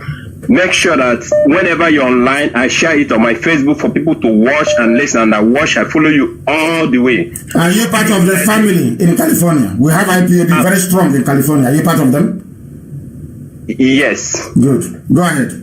Well, so what I want you to, I just sent a clip for you in your WhatsApp. I shared tears when I listened to our so-called elderly. When you were shouting the other day, people were saying, "What kind of man are you?" But when I listened to before Jubilee come to the second time, the money they gave to the so-called elders, and they started singing, "I can shower, hey, Buhari Gashi." That's what the elderly sang. I send it to you now. Maybe when you listen to it, I can post it to your wall. I shed tears. So I said, this is how these guys sold us to these people. This is how they sold us to the Fulanis. But I thank God that today we are every one of us, because when you are saying, whenever you are talking before, we don't understand it. But now our eyes have opened that truly our problem is not even the Fulanis. Our problem is our elderly. But I'm so happy too that you said that a lot of people has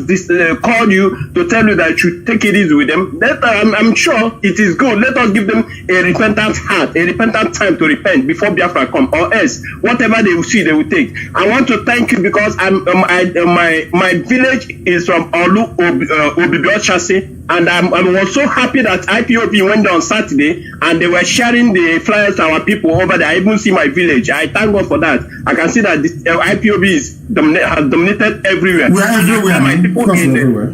I call my people in the east and they told me that yes, this is in fact they don't know anything about Nigeria, and what they know is about IPOB when is Biafra coming to stay. And I believe with the strength that you are going, and with the news and with everything that the international, with the work of, with the hand of the international community, and with by special grace of God, with Trump re-election again, I believe that before the end of this year we'll get Biafra, and I have that belief because it's getting hot every day, and I can see that even the Yorubas are waking up, and now we know that with you with you as you are shouting, because they are not following your footsteps. That truly, this is not a country. I follow some of them in the media. I see that they are waking up because of what you have been preaching over the years. Mazi, I have to thank you, and I pray that God Almighty, the Chukwu Kikaba that has been keeping you, will make you to see. Because when I look at what happened to you over the years, I shed tears, but I believe that Chukwu Kikaba will keep you and make you to see Biafra, so that your parents will rejoice in wherever they are when as they live this world because of this struggle. Yes, I pray that Chukwu Kikaba will continue to bless and continue to keep you and continue to strengthen you, not to lose hope and not to give up against the sabotage. Thank you very much, sir. Thank you very much, my dear brother from California in the USA. I don't know how people can say they have elders and the elders are conniving with outsiders to have their children killed. The caller has been on the line for a very long time from the UK. Number ending 579. Please give us your name and where you're calling from. Mercy, good morning. My name is Uju. I'm calling from the UK, but I'm from Umobia in Abia State, Umahia. I don't really have a question, but I have two simple but unorthodox requests. The first one is I want you to really trust me. That's the first request. Because you sound like Oyibo, so we're a bit worried. On the bottom, you sound white. Now I'm better now. Because you're sounding a bit Oyibo. There I was panicking. Please go ahead.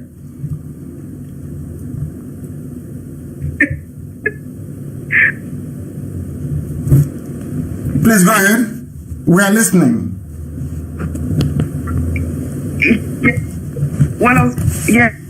Can you move about a bit? Your line is breaking. Your line was breaking. Please repeat everything you've said. Your line was breaking. Can you hear me now? I can hear you now. Yeah, it's better now. Go ahead. Okay. So I don't really have a question, but I have two simple but unorthodox requests. The first one is I want you to trust me. That's the first one. Secondly, I want you to call me after you finish your broadcast. I mean, I know you're a busy guy and I'm not really anybody, but I really want you to call me. There's something I want to share with you about our mothers. And when I say our mothers, I mean your mother and my mother. And I don't want to talk about it on air. So if you can, could you please, after, when you have a moment, can you come back to me? I'll do so. And where are you from again? Umobia, you said? Yes, Umobia. Umobia. In Ishikot, is that correct? Yes. After ceramics? Yes, exactly. Okay. I've been wondering, Umobia people, are you people part of the Ibeji family, which is old Umuahia, or are you part of Amakama in Olokoro, or are you part of Afara? Which one are you? Well, that's a bit too specific for me because I was born and kind of bred here in the UK, so I don't really know, so I can't really answer. Okay, no worries. I'll call after the program. Thank you very much for calling. Thank you. Thank you. Okay, thank you, Bye. Then we have another call. There is somebody else on the I'm trying to pick a call on Skype. They are no longer there. Give me their Skype or WhatsApp. If they can't come to us, we'll go to them. Huh? Let us have this gossip out in the open. There's no need. Stop complaining. Come out to bring everything you have to say. The word we want to hear. Let us make it opundential, as they will say in the village. Let's make it open. There's no need grumbling and hiding somewhere and talking rubbish. Come out in the open. If they can't come to us, we go to them. Give us their Skype name or number and we shall look for them. The caller on Skype, can you hear me? He is near his system. Yes, please move away from your system. Move away from your system. He's not paying attention. The caller on the line, can you hear me? I can hear you, my director. Good morning, sir. Good morning to you, please. Your name and where you're calling from, if you may. My name is Chukwumachinelu Henry. I am calling from Benin Republic. Benin Republic. Precisely. Thank you. Please go ahead. Yes, sir. Sir, I want to thank you for the wonderful work you are doing for the Biafra all over the world. God bless you, sir. Thank you too. I saw a video yesterday. You know, when you are telling people that Inlewood is saboteur, people keep doubting it. I saw a video yesterday when he said that if any Igbo person touch house of land, that means you will first kill him. Then I want to bring it to the word notice that he openly said that he is a saboteur. So why is on my wall? Anybody who is in doubt should go to my wall. But as I said earlier, I have listened to some wise counsel from some people, Senator Baribe being one of them, to say we should leave him alone. And I've listened, and nobody should stone him if you see him. Leave him. And let's give him some months to see if he'll repent. Go ahead, please. Thank you, sir. Thank you, sir. God bless you. Keep doing your good work. We are praying for you. No matter what the zoo is doing, all their efforts will be in vain. Yes, sir. God bless you, sir. Yes, sir. We'll keep posting that very post so that the world may know the truth. Thank you very much. Anybody who is in doubt should go to my wall at Mazinam Decano. I think I now have slightly over 300,000 followers, or maybe 450,000 followers and 300 likes or thereabout. I don't know the one that Facebook is showing. You know, they're very evil. I mean Facebook, that is. I want you to go there and share that very post as widely as possible. We don't hate anybody. We just want them to repent from their sinful, sad ways. If you know you are a sabo, you cannot help yourself, go and do a DNA test. Go back to your father, maybe in Katsina or in Sokoto. You are not one of us. Your name may be Kechuku, your name may be Fanny Chuku, you may even answer Chioma or Chidemma. You are not one of us. Go back to go back to the north where you come from. That is where your people are. Stop using our names to try to deceive us. I need the contact of zoo people. Let them come and debate us. Live. I'm not going to cut you off. Once you announce your name, you will stay with me. And rather than yapping your lives away somewhere, we will actually have a slightly proper debate. We can have a debate. I have another caller on the line. Can you hear me? And please move away from your listening device, if you may. Hello, my leader. Good morning. I'm calling from Ghana. Good morning. And what is your name, please? Fambo Abai Ojo. Thank you very much. Amogo. Abai, thank you very much. Please go ahead. We are the grandson of Biafra, because I can remember very well after the war when we came to this world, my grandfather wives, 3 wives always talk about Biafra. 1. Then I grew in that country called Zoo. That Zoo tried to kill me because of Biafra. I know what I passed through. This is a reality. If you can remember 3 years ago, you came down to Abia State. 1 million man, I was there. I was Rasta. I know how it is. From that moment, the zoo are monitoring us until last year I was captured when I came to visit my parents. I know what I passed through. They nearly killed me. They put me in jail where I met 15 Biafrans. They are about to die. They are on chains. All these things. Where was this? I went to. Where did this happen? Where did this happen? This happened in Abia State. Otishoma, they got me from bank. From bank to their hideout. They don't know that is our land.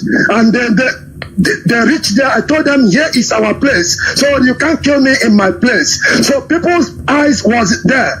From there, they took me back to another place. I don't know. That is where I met those Igbo people. They thought those people will harm me, but I'm a fearless man. I don't fear anybody because I know the Chukwokika Abiyama is behind me. After then, I was this Speaker of Abia State. Speaker of Abia State, Ikuku, or what they call that guy, is the one that I see he made a call before they release us because 2 Enyimba players was involved. Those two players are now on bench. They can't play ball again. What? Did you commit any crime? Did you commit any crime? I did not commit any crime. I did not have any razor blade. I did not have any contraband. I went to my lawyer. My lawyer did not do anything. I went to my soldiers. All the soldiers I know institution, they say they cannot help. I went to Lagos. Lagos tell me, this is terrible. They broke me. It's only Ghana Union I belong to. I went to complain to. And they treat me. Nigeria is falling down. That is what I know. And what I want to tell my people is that if anybody is thinking that this blah, blah, blah, the government is doing will save them, they are joking. The best thing we have to do now, let us declare something that we are going to come out. And another problem that we have is my senior brothers. The problem we have, these rich senior brothers we have that own houses, they are thinking about material things and they let our life going down every day. We are suffering. We are not that we can't do it. We can do it. But after all this pain, could you imagine that this is due? I went to Abuja Public Commission and make complaint. They want to send me back to the zoo, to the place they harm me. That is where they are sending me back again, so that they can kill me. Then I left the country. As I'm talking to you now, my leader, I am very, very happy that I speak with you direct, because I've tried any way to complain to somebody who can feel my pain. I know what I passed through. I can identify this face to face to any place in this universe, because I don't know why life will be like this. If it is like that, if we cannot get Biafra, then everybody in Nigeria will be burned down. I said this, and so shall it be. Biafra must come this year, or we stop this suffering. I'm a father of people. I know what I've passed through. This thing I'm telling you, these soldiers are still there. They are full of these men. They told me face to face they are killing their brothers in Boko Haram. That company was written Charlie and Company. Me, I'm a special agent. I monitor Otisioma, that place they used to push fuels around that Abia state to Port Harcourt. Before it was Charlie and Company. Do you know that when they arrest them, when they kidnapped me, that place was written in Arabic. In our own state. In Arabic? It's written in Arabic. Oh my goodness. In Arabic, I swear to Almighty Jiko Kikabiama, my leader. I captured that one very well. I said, why? What is going on? Because 3 years Where was this? Where was this? Where did you see this Arabic sign? Where? This is in that Osisioma Junction, that place they claim they are building roundabout. That they call it 149 Battalion now. Because I complained about that thing on radio station. Maybe that is the reason they threat me. One. So all they can do is that they are building army barracks and police stations and checkpoints to Islamize us, to take over our land. In our schools, they are building army barrack. They bring innocent out. Oh my God, I saw a lot there. I detected a lot. But what I'm trying to say, my leader, please, these our brothers that own properties in foreign land, in their Fulani land, all shares, that is our problem. Because last time I was telling my brother in abroad that this is what is going on. Very, very, very sad indeed. And we are going to do something about it. I believe there is a caller on the line. Can you hear me? The caller on the line, can you hear me? How are you? I'm very well, thank you, please. Go ahead. My name is Tochukwu Okoye. I live here in the United Kingdom. I'm from Okulu, Dunukofia local government. My question this morning is really about the strategy of this struggle. Yes. What is your strategy? Because most of the things that we have been hearing for some time now is barely white noise, if I have to be totally honest with you. Please be honest. The honesty is that there is no strategy here. There is no roadmap here. Yes, our people are suffering. Our people are suffering great deal. However, but there is no cohesive strategy in terms of how to move this fight forward. So I want you to speak to that right now with regards to what are you doing in terms of strategy and roadmap, please. Thank you very much for that. Your question is very clear. You said what we are making is white noise, you said. Is that correct?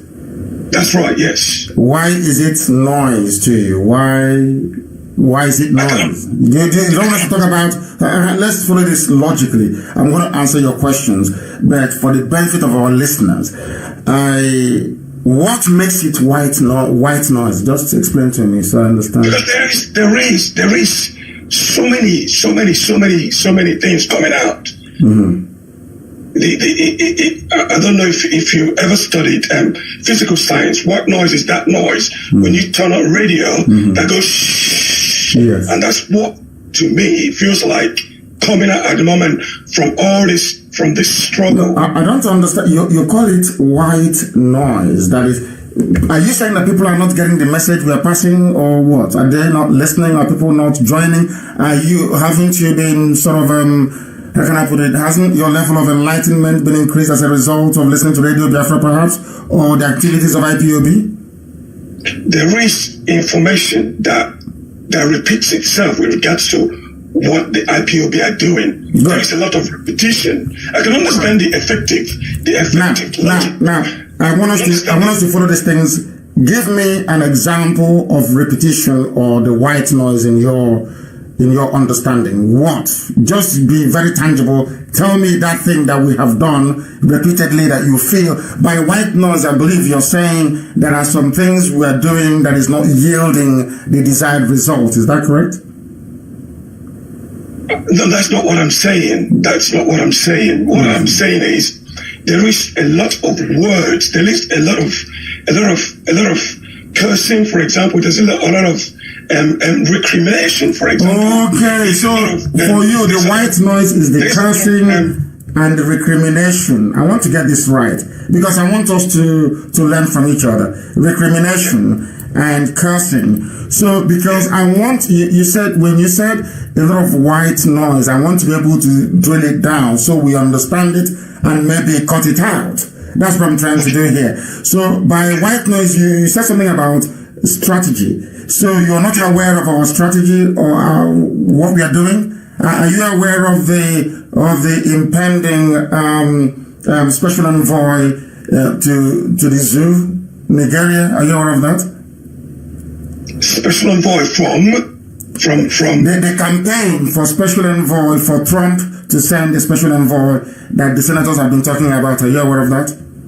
I'm aware of that, yes. You are aware of it? Yes. What do you think made that possible? I believe it's the LNC. Okay. That's what you should have said, that you're calling from LNC. That's very good. No, I'm not calling from LNC. Now, I want to ask you a question. What led you to believe that it was the LNC that did it? Because from your own presentations over time, there is not much strategy coming. No, I asked you. No, we'll come to that. We'll come to that later on. I'm asking you now again. I asked you who made that possible. This very clamor for special envoy. I asked you who made that possible, and you said it's LNC. And I'm asking you how. By LNC, you mean the Lower Niger Congress people? That's right. And they made it possible. How? I'm asking you a simple question. How? Because of the work, because of what I gathered from the work they have been done. They've done in the past, and what they are doing. And what is that they did in the past? What is that they did? Give us an example. Mr. Tony Nadi, according to what I've seen, has been to Washington, for example, to speak to a panel of senators there. With regards to for example, the religious persecutions in Nigeria. Do you know that we have our people in the USA? Are you aware of IPOB in the USA? Are you aware of that? I'm aware of that, yes. Did you see me when I went to America? I saw clips. Did you listen to my interview on Voice of America? I saw it, yes. Have you seen my submission to the State Department and to White House? I have not seen your submission. No. Okay, I will try and send that to you also. Are you aware that our coordinators across the states in America are engaging their senators and politicians over this very matter on a consistent basis? Do you know how far we have gone? That is what you're not I can't tell you, because if I tell you, people will subvert it. There are things we are doing that we cannot tell people. For example, a presentation that has no falsehood in it. How can somebody subvert a presentation which can easily be corroborated with the senators or with whoever that corroboration was done? Then I will explain that to you again. If you allow me, I will explain that to you. You started by saying all you hear is white noise and lack of strategy. And I've just explained to you now. I asked you, you're basing what you're telling me on what somebody said. And I will ask you again. No, your own research. And I'm asking you, can you please make available to us NNC submission to any arm of government in the USA? Can you do that for me? I can do that. I can do that, yes. Absolutely. I can do. I would like you to please make that available. And, and let me ask you another question. Okay. Are you aware that we have people working for us on Capitol Hill? Are you aware of that? No, I'm not aware of that. Are you aware that IPOB spends over 100,000 every blessed month on this very quest to have our case heard and listened to all over the world by a very important government? Are you aware of that? You have said so. No, I have said so. Are you aware of the fact that even the zoo, I'm coming.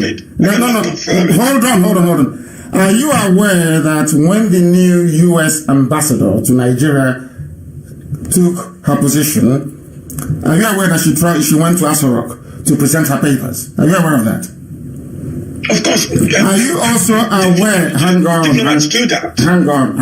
Are you also aware that during the exchange between her and whoever they claim was Buhari, that the mask wearer on that very occasion complained about IPOB and what we are doing? Are you aware of that?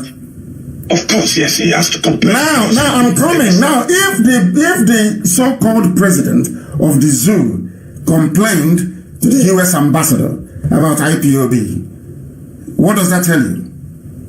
It tells me that IPOB, I'm not saying that you're not having... No, I asked you a question. I'll ask you again. If the president of a country, hang on, I'll ask you again. I'll ask you again. You will answer me. However, my question is about... No, you have not answered my question. The strategy moving forward. No, you have not answered my question. I said to you again, are you aware that do you know the significance and the importance? Do you think that Nigeria as a country will come out to say that IPOB is giving us problems if we weren't giving them problems? Of course, you're giving a problem. I mean, there's a lot of groups that gives Nigeria a problem. Why did they mention IPOB then? Out of all the problems, I'm coming. Why did they mention IPOB? Are you saying we're a terrorist organization? Is IPOB a terrorist organization? No. IPOB is far from being a terrorist organization. But I'm saying that the effect you're having is obvious because there is a lot. So it is not white noise anymore. So this white noise is having an effect. This white noise you mentioned. What is behind it? That's what. Now let me tell you what is behind it. Let me tell you what is behind it. Where we are going. Are you going to allow me to explain what is behind it? So you can follow it logically. Get a pen and a piece of paper so I can explain it to you. Now, thank you very much. Now follow this very carefully. We studied why we failed between 67 and 70. We understood that the first reason why we failed was lack of media. The narrative was being controlled by the Yoruba people that hated us very much. That's number one. Okay. Media, lack of media space or denial of media coverage. That's number one. We also discovered that number two, that Britain was doing a lot of the lobbying work for Nigeria. Okay. Ojukwu had no chance. So we knew that lobbying and international consultancy was key. We needed to engage international lobbying firms, very expensive, I must say, to do this very work for us. Lobbying is number 2. We also knew that every leader who's ever come after the war, they always compromised. So we needed to build a movement that is uncompromisable. That is why IPOB is the way that it is. So we cannot be bought, we cannot be compromised. Number 4, we also realized there is something called lack of consistency. We needed to build IPOB with the requisite intellectual capacity to be so durable that nothing can shift us from where we are. And 5, there was no accountability. Today we are holding the so-called elders accountable. And number 6, you are talking about strategy. We have also published what I call a rudimentary principles and policies that will guide Biafra. We need to educate our people, and that is what we are doing right now, even as we're having this conversation. And number 6 is to put so much heat and pressure on the zoo that they will have no choice than to ask us to go. There are many things we are doing we cannot tell you because we are not as rich. We are competing against a budget of nearly $30 billion US. Nigeria can buy off anybody they want to buy at any time. I'll give you a very simple example. You claim that people, these glory hunters, I call them, they were in America, but they were not in any major news network in America. I was in the United States of America. What we are doing, we are carried by Washington Times. I went to VOA to go and speak. The next day I wanted to go back to VOA. They said, no, I should just speak Hausa language. I should bring a Fulani man when coming. None of these things, from those that want to steal from where they never sold anything, will not tell you this. So our strategy is a very simple one. Today, don't we have a media? In IPOB, Radio Biafra, Biafra Television, don't we have one? Today, is our news being heard all over the world or not? That was something that Ojukwu during his time was not able to do because of the suddenness of the war. Today, the same people that told Wazirike many years ago to engage consultants in Washington, instead he went and bought a house in the USA. They are the same people that we're working with today to make sure that IPOB Biafra is everywhere in America. We have the very formidable IPOB family in the United States of America engaging their politicians on a daily basis because every politics is local. If you don't have people talking to the senators and the House of Reps, you are lying and you're wasting your time. LNC doesn't have such presence in the USA. They can never have it. We are the ones doing it, for your information. And in terms of building a movement that you cannot compromise, that is what we have done. We've been offered everything. We're not fighting for a new Nigeria. You people are fighting for a new Nigeria. Your LNC is part of New Nigeria movement. We are not fighting. No, stop saying you because I'm not a part. Oh, sorry. I do apologize. Accept my apologies. LNC is fighting for new, according to their own literature and documentation. They are fighting for a new Nigeria. We are fighting for Biafra. So there is a very marked difference. I acknowledge what the silent slaughter in Nigeria is doing. It is not LNC, it is silent slaughter in Nigeria, which is a pastor in the USA. It is not him. So I don't like these lies when people come, maybe out of envy or jealousy, they begin to lie against people. I was in DC. Moving from office to office, from House of Reps building to Senate, every blessed day for 2 weeks. I did it 2 times. I met senators and we discussed. And sometimes in international diplomacy and politics, there are some things that you're told in confidence you are not allowed to divulge in public. Or else, when you go back again, they will not trust you with very sensitive information. So sometimes people want us to say things that we are doing, but we prefer our actions to speak rather than our words. It was also the same presidency, not once, not twice, not 3 times, that came out and published that it is IPOB that is making their life a misery all over the world. And it is IPOB that is pressing for the special envoy to be appointed. And I want to make this also very clear to you as well. We have a roadmap. It is very simple. And I've said it from the beginning. We educate our people. We consult extensively all over the world. And we are going to have a referendum. And Biafra will be declared. It's a very simple process. It's been there from day one. So when people talk about roadmap, we are the only ones that said define the boundaries of Biafra. And we have defined it in a very simple, crude form that no one can actually fault.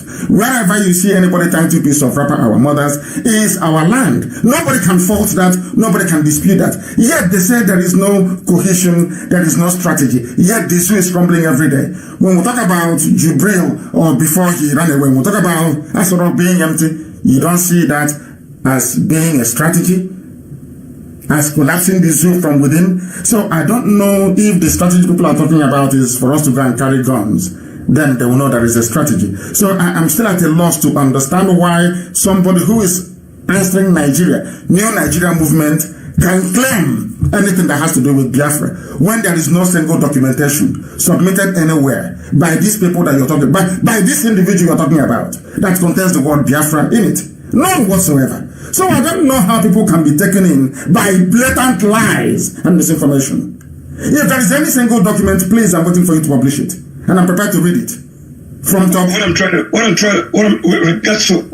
regards to that, do you think we as Igbos should be going this alone? Aren't we supposed to take those around us with us?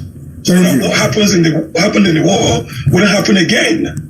Do you want me to tell you how many people? I said there are not. It's not many things that we divulge in the public.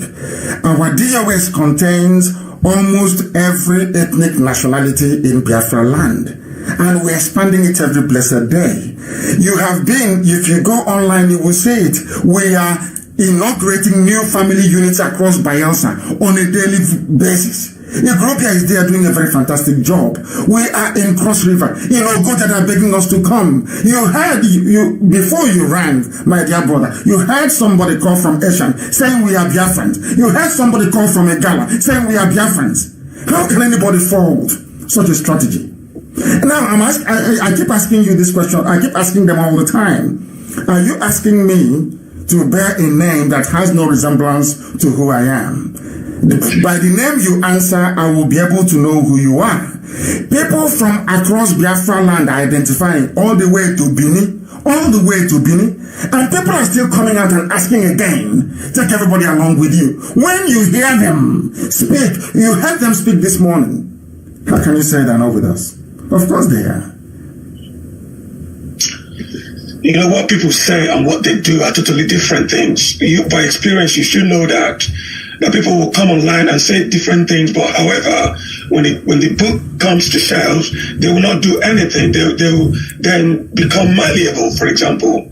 So but I'm looking to see what documentation is there, what agreement is there with regards to these ethnic kingdoms that we are supposed to be working with. Let me tell you something.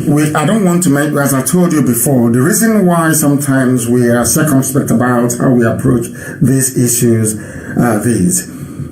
We know how intimidating and how frustrating the zoo can be. If you announce somebody who is doing something for you, say for instance in Ekoi or in Ejayam or in Efik or in Oron, the next day, the local TSS will pay them a visit. You understand that very well. So there is not some of the things that we do is not in the public domain. But if you go to those villages and those towns, you will understand. That is why when we call for a sit at home, people sit at home. When we call for a national strike, people listen to us, they obey. Because they are IPOB all over the place. They are Biafrans and they identify. There is no need. Or should I say, when the time comes, you will see documentation. But that time is not ripe yet. Our enemies want us to show them our hand so they can go behind and sabotage our efforts. There are people going behind our backs, gossiping the same way they have lied to you and gossiped to you. And I've asked you people this thing before. This NSC that you mentioned, have they held any national convention before? Where are they? Who are their members? How can you have a movement that has no membership? Only one person is the Secretary General, is the president, is the vice, is the treasurer, is everything. One human being supported by the zoo, given money by those that I know in Lagos. Do you understand me? I'm now asking you this simple question. You are in the UK or in America. Where are you? I'm in the United Kingdom. Is there any LNC in the United Kingdom? No, there is none. Is there IPOB in the UK? Yes, there is IPOB. Is there IPOB in Germany? I believe so, yeah. Is there IPOB in Hong Kong? I believe so. Is there IPOB in Indonesia? There are. Is there IPOB in Australia? I believe so, yes. Is there IPOB in South Africa? I believe so. IPOB in Canada? Yes. IPOB in Brazil? Yes. IPOB in Venezuela? Yes. IPOB in Ecuador? Yes. IPOB in USA? There are. You see, my dear brother, if our strategies are not working, we will not be all over the world. We are a monster. IPOB is a monster. And we swallow our enemies and the zoo is crying. We welcome every view and every opinion. As long as you do not make them with malice or with jealousy, we would listen to you. Biafra land belongs to everybody from Igala all the way to Obobo, to Izon. I don't need to beg anybody to be part of their own family. I speak it to you. I don't beg you. I will tell you the truth. That is why sometimes you come across, as you said, as cursing and unreconciliatory or sometimes abusive. Because our people don't listen to reason and common sense unless it affects them. We do what we do out of love and affection, not out of malice. We want Biafra to come for the benefit and the enjoyment of everybody, not just for the few. Now you understand me? Bless you, bless you, bless you. Thank you very much. And remain blessed, my dear brother. Thank you very much for calling. I enjoyed your call, by the way. Thank you very much. And remain blessed. Thank you. Thank you very much. Thank you very much. Sometimes it is good to educate our people. Our people are very good. Forget all the lies they tell them. Our people are very, very good. They're very good. Once you educate them, they understand, they see the truth. That is why Biafra will stand, because Biafrans are truthful people. They don't believe in lies. We are truthful people. I have a caller once again. I want people like that. Our brother that just called from the UK. We want people like that, doubting Thomases, to come forward. The caller, can you hear me? He's not listening. He is not paying attention. I have to cut you off. We have come very close to the end of our program today. We have come very, very close. Our people sometimes, I'm not upset with people like that. He is speaking how he understands, but when we explain to them, they always understand. You know. The caller on Skype, can you hear me? Yeah, I can hear you. My name is Chijoke Konko from Imo State. And where are you calling from? I'm calling from Indonesia. Thank you very much. Please go ahead. Yeah, I really appreciate the great work we are doing. I just have a contribution or something to say, but before then, I want to ask one question. Go ahead. During the Biafra existence, during that year, did we have Biafra passports? Yes, we did.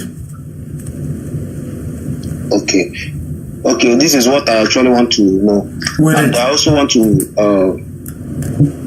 if some people use that passport, were people able to use it to travel then? Yes, of course, people traveled with it. Because Chief Justice P.K. Mukede, that Ojukwu sent to Bulgaria to go and look for help, and all Biafran diplomats, they traveled on Biafran passport. We had diplomats during the war. We had diplomats. As Biafrans, we had nations that recognized Biafra, like Tanzania, like Gabon, and Sierra Leone as well, under President Hufet Burney. So we had people that recognized us. You cannot travel as a diplomat with the passport of Zoo, Nigeria, and then you go there, you claim you're a Biafran. Doesn't make any sense at all. We had our passports and we traveled with it then. Okay, this is what I want to actually confirm, because if Biafra should come, we need more people to be able to travel with the passport so that other countries can testify with Biafra. Because by so doing, even to have the Biafra stamp, whoever that is living Biafra border should have that stamp that is stamp the person out of Biafra, even if you're in Nigeria before Biafra came. If you are moving out of Nigeria, you go by having that stamp on Biafra on your passport. If there is a white foreigners, before they go back to their country, they should have the Biafra stamp. It's Biafra, everything is Biafra. And remember that when Biafra comes, all of you outside, you're going to bring back your children, all those children you gave birth to outside. Biafra is going to be like a rainbow nation, a true rainbow nation. We have children in Japan, we have children in Indonesia, we have children from Malaysians, we have children from China, we have some from Russia. Our children are from even South Africa, from Brazil, from Ghana, from everywhere. You bring them back, and Biafra will be a truly colorful, colorful rainbow nation. And we welcome all of them with open arms. We welcome them with open arms because blood is always thicker than water. We have a caller on Skype. Can you hear me? The caller on Skype, can you hear me? For the last time, can you hear me? I can hear you loud and clear. Am I coming out clear? Yes, you are. Your name and where you're calling from, please proceed. My name is Chimobimba, and I'm calling from Aba, to be precise, in Biafra land. Thank you. Please go ahead. We are listening. Okay, and sorry, my leader, I'm not really in the habit of calling online as an IPOB member, because I sometimes, when I have some questions, I follow the procedures by asking the nearest coordinator. But I have been wondering, since this movement started, I have not really seen the students coming out to do what they are needed to do, coming out to do the necessary things. So I wonder what plans are on ground to inculcate students into this movement, because I know for a very short thing that when students, when I mean students, I mean university students, very vibrant and young, get into this movement with each all full force, will have somewhere to go. So that's just why I see that should call this morning. And I welcome your call. Thank you very, very much for that, because we need our students to be up and doing. Our student leader was arrested at Toko Polytechnic, and we made representations and he was released. We need our students to be at the forefront. Our mothers have come out. That is why Biafra is unstoppable. People are going about one-man band. There's something called Akola in those days. A madman with a file. With one battered, or you know that office flat file. With the biro.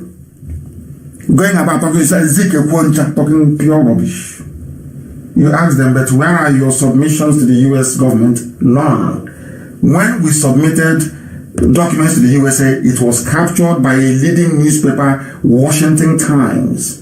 Everything we do is out in the open. When I'm in the USA, it is out in the open. I hold town hall meetings. We went to UN that nobody has ever been to, in Geneva. And a few other places I cannot mention because work is ongoing.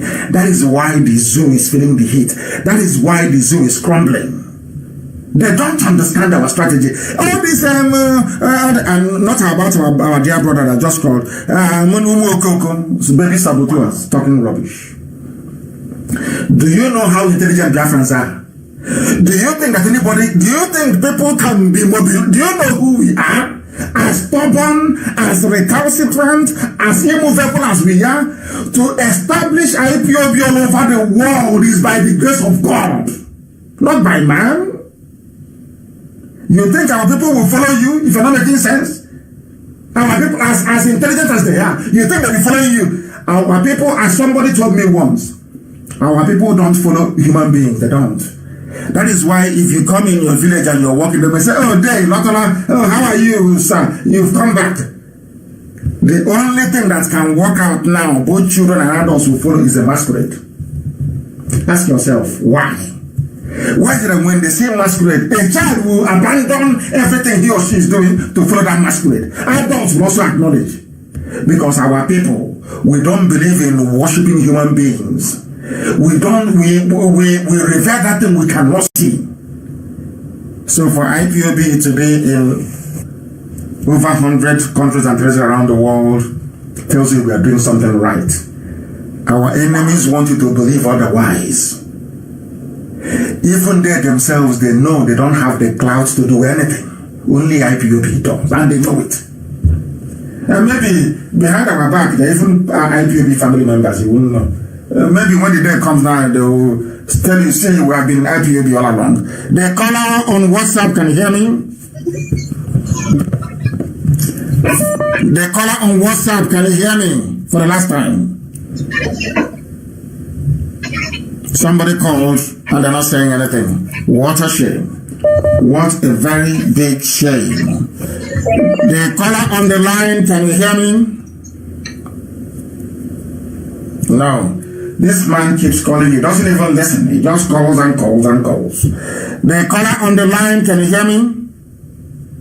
Yeah, I can hear you properly. Please, your name and where you're calling from? My name is Chidebere. I'm calling from Doha. From Doha. Yeah. Is there IPOB family in Doha?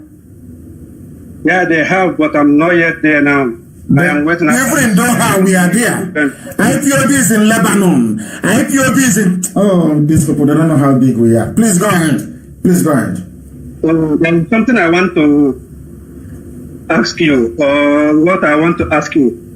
The issue of this IPOB. There is something they normally do, which I think I should ask a question about. Yeah. Go ahead. Whenever you said something, you go extremely mild to prove it, to give facts and figure. But some of our IPOB, there is something they normally do. When someone online chatting with them, they keep talking and insulting the person without proofs, like you normally do. Because why I'm saying this, I have tried this so many times and it worked for me. Whenever I'm discussing with people about Nigeria and the IPOB, the way things are going, and Nigeria need to be divided. So they disagree with me. But when I present those facts and figures about them, give them the reasons why Nigeria should be divided, at the end of every conversation, they come back to agree with me that, oh, Nigeria need to be divided. Even Yoruba people, like last week, I had a conversation with a Yoruba man. At the end of everything, even he went ahead to give an example with India, that Indians as population as their population are, meaning that they are not even talking about dividing their country. I said no, India we are once together with some other countries. Later, those countries get their independence and be on their own. So at the end of the conversation, he agreed with me. But some of our IPOB members, especially those on Facebook, they fail to do some of all those things. Rather, they keep insulting people without giving them the reason why they should join IPOB, the reason why they should fight for their freedom, the reason why they should divide Nigeria. So I want to ask you, what can you say about those people? No, I don't. I want our people, when you have lost 5 million of your people, your mothers, your fathers, your siblings, and on top of that, people are coming again to kill you. You must forgive us if we insult you. Because we don't have time to start massaging issues. Of course, it is my job and the duty of the officers of state to explain. But some people don't have that because they expect you to know. If you don't know, then you're a fool. I used to have that type of mindset. If people are, Fulanis are in your village killing people, and you want me to come to bring bread and the sardine and the tomatoes to you before you listen to something that will make you to be alive. So at least you can understand our frustration when sometimes we find it very difficult to comprehend why certain individuals don't do that which is right. But I accept what you're saying anyway. We must explain. We must explain. And we must explain to people. Very, very critical and very, very important. And I thank you very much. And you must join the family there. I have somebody on the line they've been trying to call. I called them back, yes. Lawrence, can you hear me? Yes, I can. Please give us your name once again and where you are speaking from. Oh, well, my name is Lawrence and I'm calling from El Paso, Texas. Thank you very much. And why have you decided to call this very morning? Are you a Nigerian? Who are you? Please explain to us. Oh, well, I'm actually Black American. I DNA tested about 2 years ago, and I found out I was of Igbo descent. So that's my story. You did a DNA test and you found out that you're from Igbo land. You are from Igbo descent. Is that correct? Yes, sir. And you are not a Nigerian that emigrated to America. Your parents did not immigrate to America. You are a you are African American. Is that correct? Yes, sir. We've been here since 1816. 1816. Your ancestors left the holy land of Biafra as captives to America, and you DNA tested, and you found out that you are Igbo. And I say, may God Almighty in heaven that your ancestors worshipped, and which you shall worship one day, guide, protect, and keep you. Please go ahead. What do you want to say? Go ahead. So my question is, I believe a couple of radio messages ago, I heard you say that the reason why Black Americans aren't treated with respect in the whole George Floyd thing was because we don't have a country in Africa to be proud of, to look up to. And it really stuck with me. It stuck with you? Because it's the truth. So my question is, what can Black Americans of Igbo descent, because I'm not the only one, there's many of us who are actually becoming awake by the fact that we have a lineage in Africa. What can we do to help our people get Biafra? What we are going to do to help us get Biafra, I'm going to put you in touch with our people, your flesh and blood, your own brothers and your own sisters, so that you can become a face and rally those of them of Biafran descent, Igbo, Efik, Ibibio, Izon, that we are taking to USA. I cannot wait for Biafra to come because of people like you. I want every Black American Igbo descent to come back to Biafra land to stay. There is enough land for everybody. We will build tall buildings, we will build skyscrapers, so it will accommodate everybody, so that all the killings and the humiliations will stop in America. As soon as Biafra comes, you will see that the humiliation will stop. You don't see them killing South Koreans or Koreans, as a matter of fact. They no longer kill Chinese people. Nobody kills Japanese people. Nobody kills Singaporeans. Nobody even kills Malaysians. It's only Africans they are killing because there is no Biafra. As soon as Biafra comes, all of you are coming back home. But before then, you have a lot of work to do. And the likes of, we know them, Blair Underwood, all these major players, be it in Hollywood or in American sports or even in politics, they must be made to understand by people like you that home is Biafra, not Louisiana. Home is not Texas. Home is Biafra. That is where all of you belong. Mistakenly, some of them have been running to Ghana. Ghana is not the solution. The solution is Biafra. And that Biafra is coming. I have noted your number down. I will give it to our people in the USA. They will contact you. You have a lot of work to do. And when next I'm there, I will endeavor to see you as well. Please remain blessed and stay safe. Thank you very much. You too, sir. Thank you very much. Thank you. When I say that he's been calling and calling and calling, I saw the number and I said, let me try and get back to this very person. And all of a sudden he's one of us. He did DNA test. That is why all of you are going to be baby sabotua. There will be compulsory DNA test. Start now to look for your father in Buzo. Start now to look for your fathers in Funtua. Start now to go back to Brennan Kebbi, where you come from. In Biafra land, there will be compulsory DNA test for all of you. Baby, shall we go back to the north where you come from? The caller on the line, can you hear me?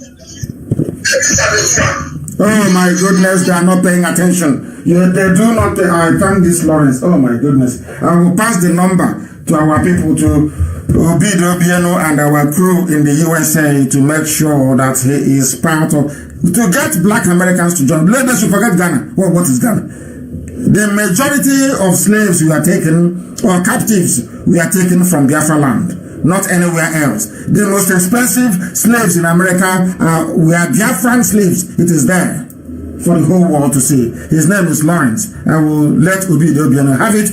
We'll make contact with them and they can begin to do our work. Or maybe I'll let our mothers contact them actually. I'll pass it to Mrs. Okafor and she will contact this our dear brother. The caller on the line, there is somebody called Glenn David, and I want to be able to speak to him. The name sounds Glenn David. I want to find out who this Glenn David is. I am the one who is calling him. We want to find out who he is. If he picks up the line, then he will be able to speak to us. Can you hear me, the caller on Skype? I called you back. Can you hear me? Hello. Yes, please, your name and where you're calling from. Hello. Yes, my name is Ngozi Eze. I'm calling from Senegal. Hey, this one, your name is Glenn David or the Bama? Glenn David. Yes, Glenn David. Hey. My leader, please. Actually, I'm not really used to Skype. It's because of this program that I asked someone to open this Skype for me. Okay, you're welcome. Please go ahead. Thank you so much. God bless you, sir. Bless you too. Yes, please. Leader, my submission is just very simple. You know, we appreciate your work, first of all. Let me thank you for your work. And I also want to tell you that God is going to bless you, because it's very clear that when you see the blessings of God, that is why you look even younger than me. I'm 41 years old, but if you see me, you think that I'm even older than you. So I believe that's the blessings of God. It is. So my leader, what I want to say is this. You see, this our struggle. You've been doing a lot of work, and I believe most of us on ground are also doing something very, very, serious. But you see, what gets me really angry is the attitude of most of our leaders and people that I call hypnotized youths. Mostly in Abia State. I'm from Abia State. I'm from Bende local government. Yes. And I see things that are happening. You see a situation whereby people are dying because of poor health situation, because of poor pollution, environmental pollution, mostly in Abia State. And you see somebody that is a graduate, who claims that is a graduate, he will say, continue, ride on my governor. And you see, these people, sometimes I think, I don't know whether these people are mad. now, my submission is that, is there a way we can, I don't know whether it is safe for me to say this thing on air, but I have to say it. I think this march to freedom has to start within our communities, right inside our houses. Let us figure out these fools. I call it nderireri. People that their brains, of course, the people that have hypnotized these youths, they know what they are doing. These guys are so evil and wicked. What they just need are those crumbs coming out from the pockets of the alamajiri, the janjaweed. So this march, I want to submit that if there is a way, if there is any strategy that can be put in place, maybe in a secret way or whatever, let us begin to fish out, because my unit, my IPOB unit, where I took an oath in Iguacha, if you are not an IPOB person, if you're a landlord there and you're not IPOB, we don't trust you. You don't come to our meeting, even the community meeting, you don't come. And we tell others that this person is a sabo. It's as simple as that. We don't care what you think. We don't care however you want to look at it. But the truth is that for we to trust you and give you any sensitive position or responsibility, you must be an IPOB person. Because we have Fulanis that are living right behind us.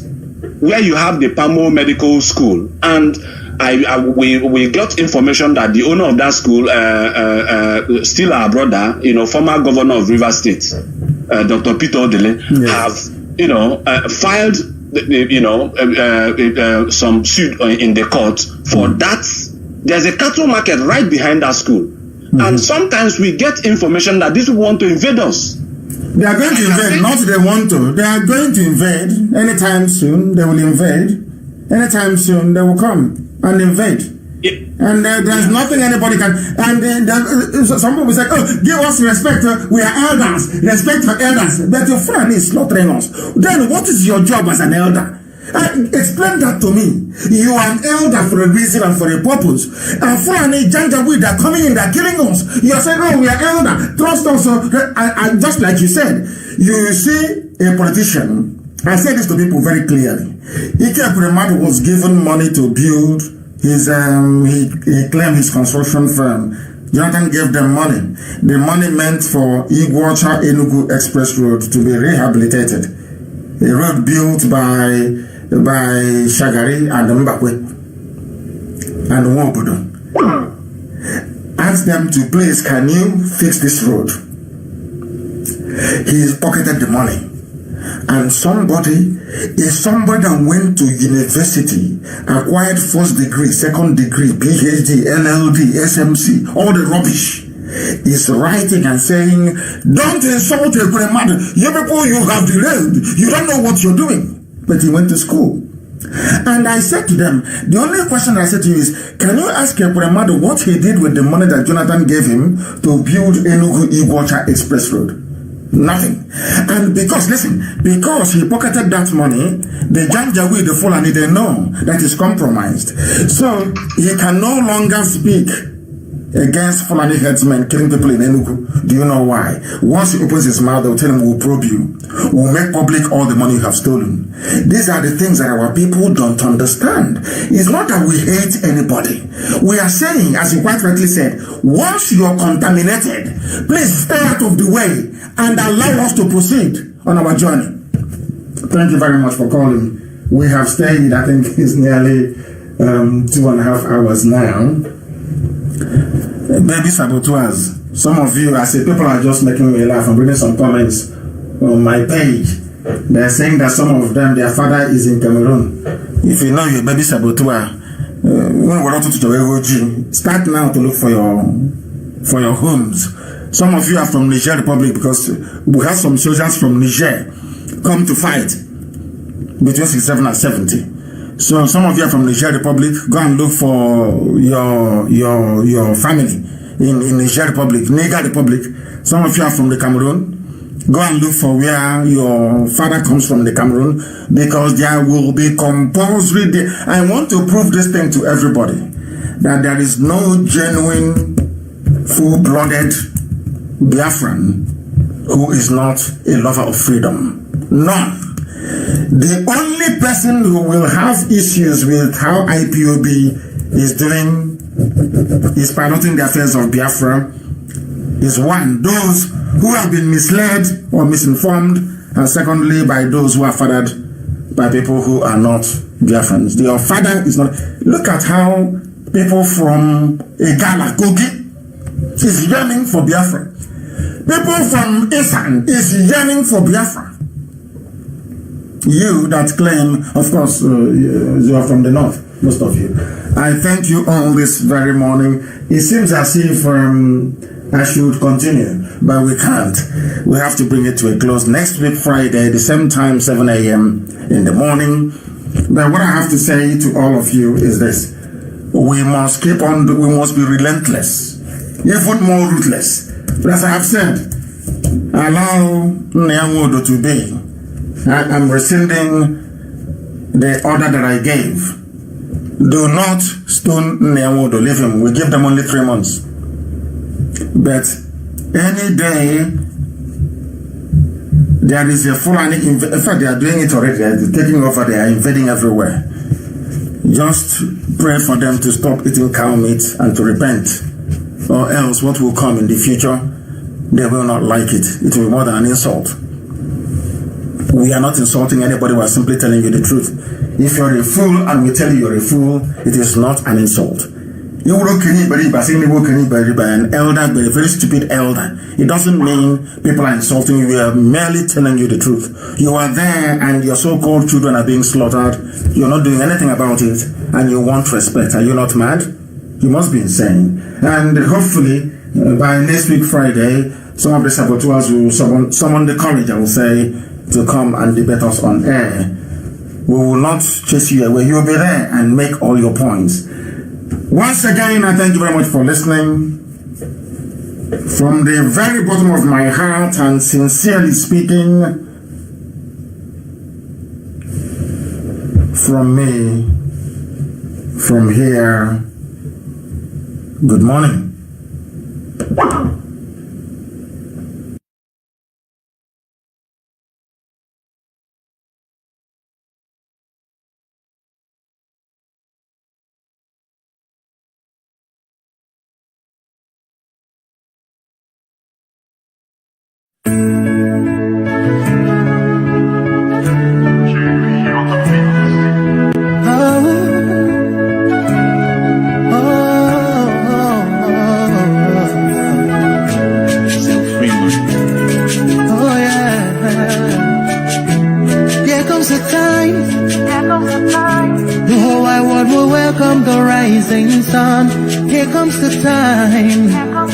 For everyone to see that what will be. This is the time for you and I to stand together as one. Yeah, they will know.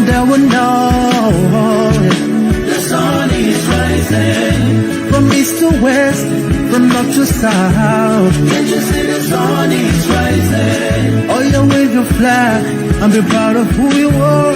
Because the sun is rising. We're shining so bright all over the world. We are the sun, we are rising. We spent our lives in pain and misery. Never gonna trade our freedom with any mystery. It's affecting our soul and it's killing us slow. With what we've been through, we are far from being good. But we are blessed by Chukwuka Biafra. So we're never gonna give up. There'll be light in the end of a tunnel. It will shine so bright all the time. The whole wide world will embrace us. Nobody can stop us. Nobody can cage us. Nobody can stand us. Yeah, they will know. The sun is rising. From east to west, from north to south. Can't you see the sun is rising? Oh, you wave your flag and be proud of who you are. Because the sun is rising. We're shining so bright all over the world. We are the sun, we are rising. The windows and curtains, green lights be every building. When I think about how blessed we are, goosebumps all over my body. Sunrise to the black stripe. Black strands crossing grey stripes. Clashes upon clashes, many lives come to ashes. When I ponder and reminisce, the actions I see malice. Blood on the ground, this is how we fly. Our beautiful flag, all around the world. Blood on the ground, this is how we fly. Our beautiful flag, all around the world. We go carry the cross together. We walk through to Zion. We stumble, we rise. How the victory was done.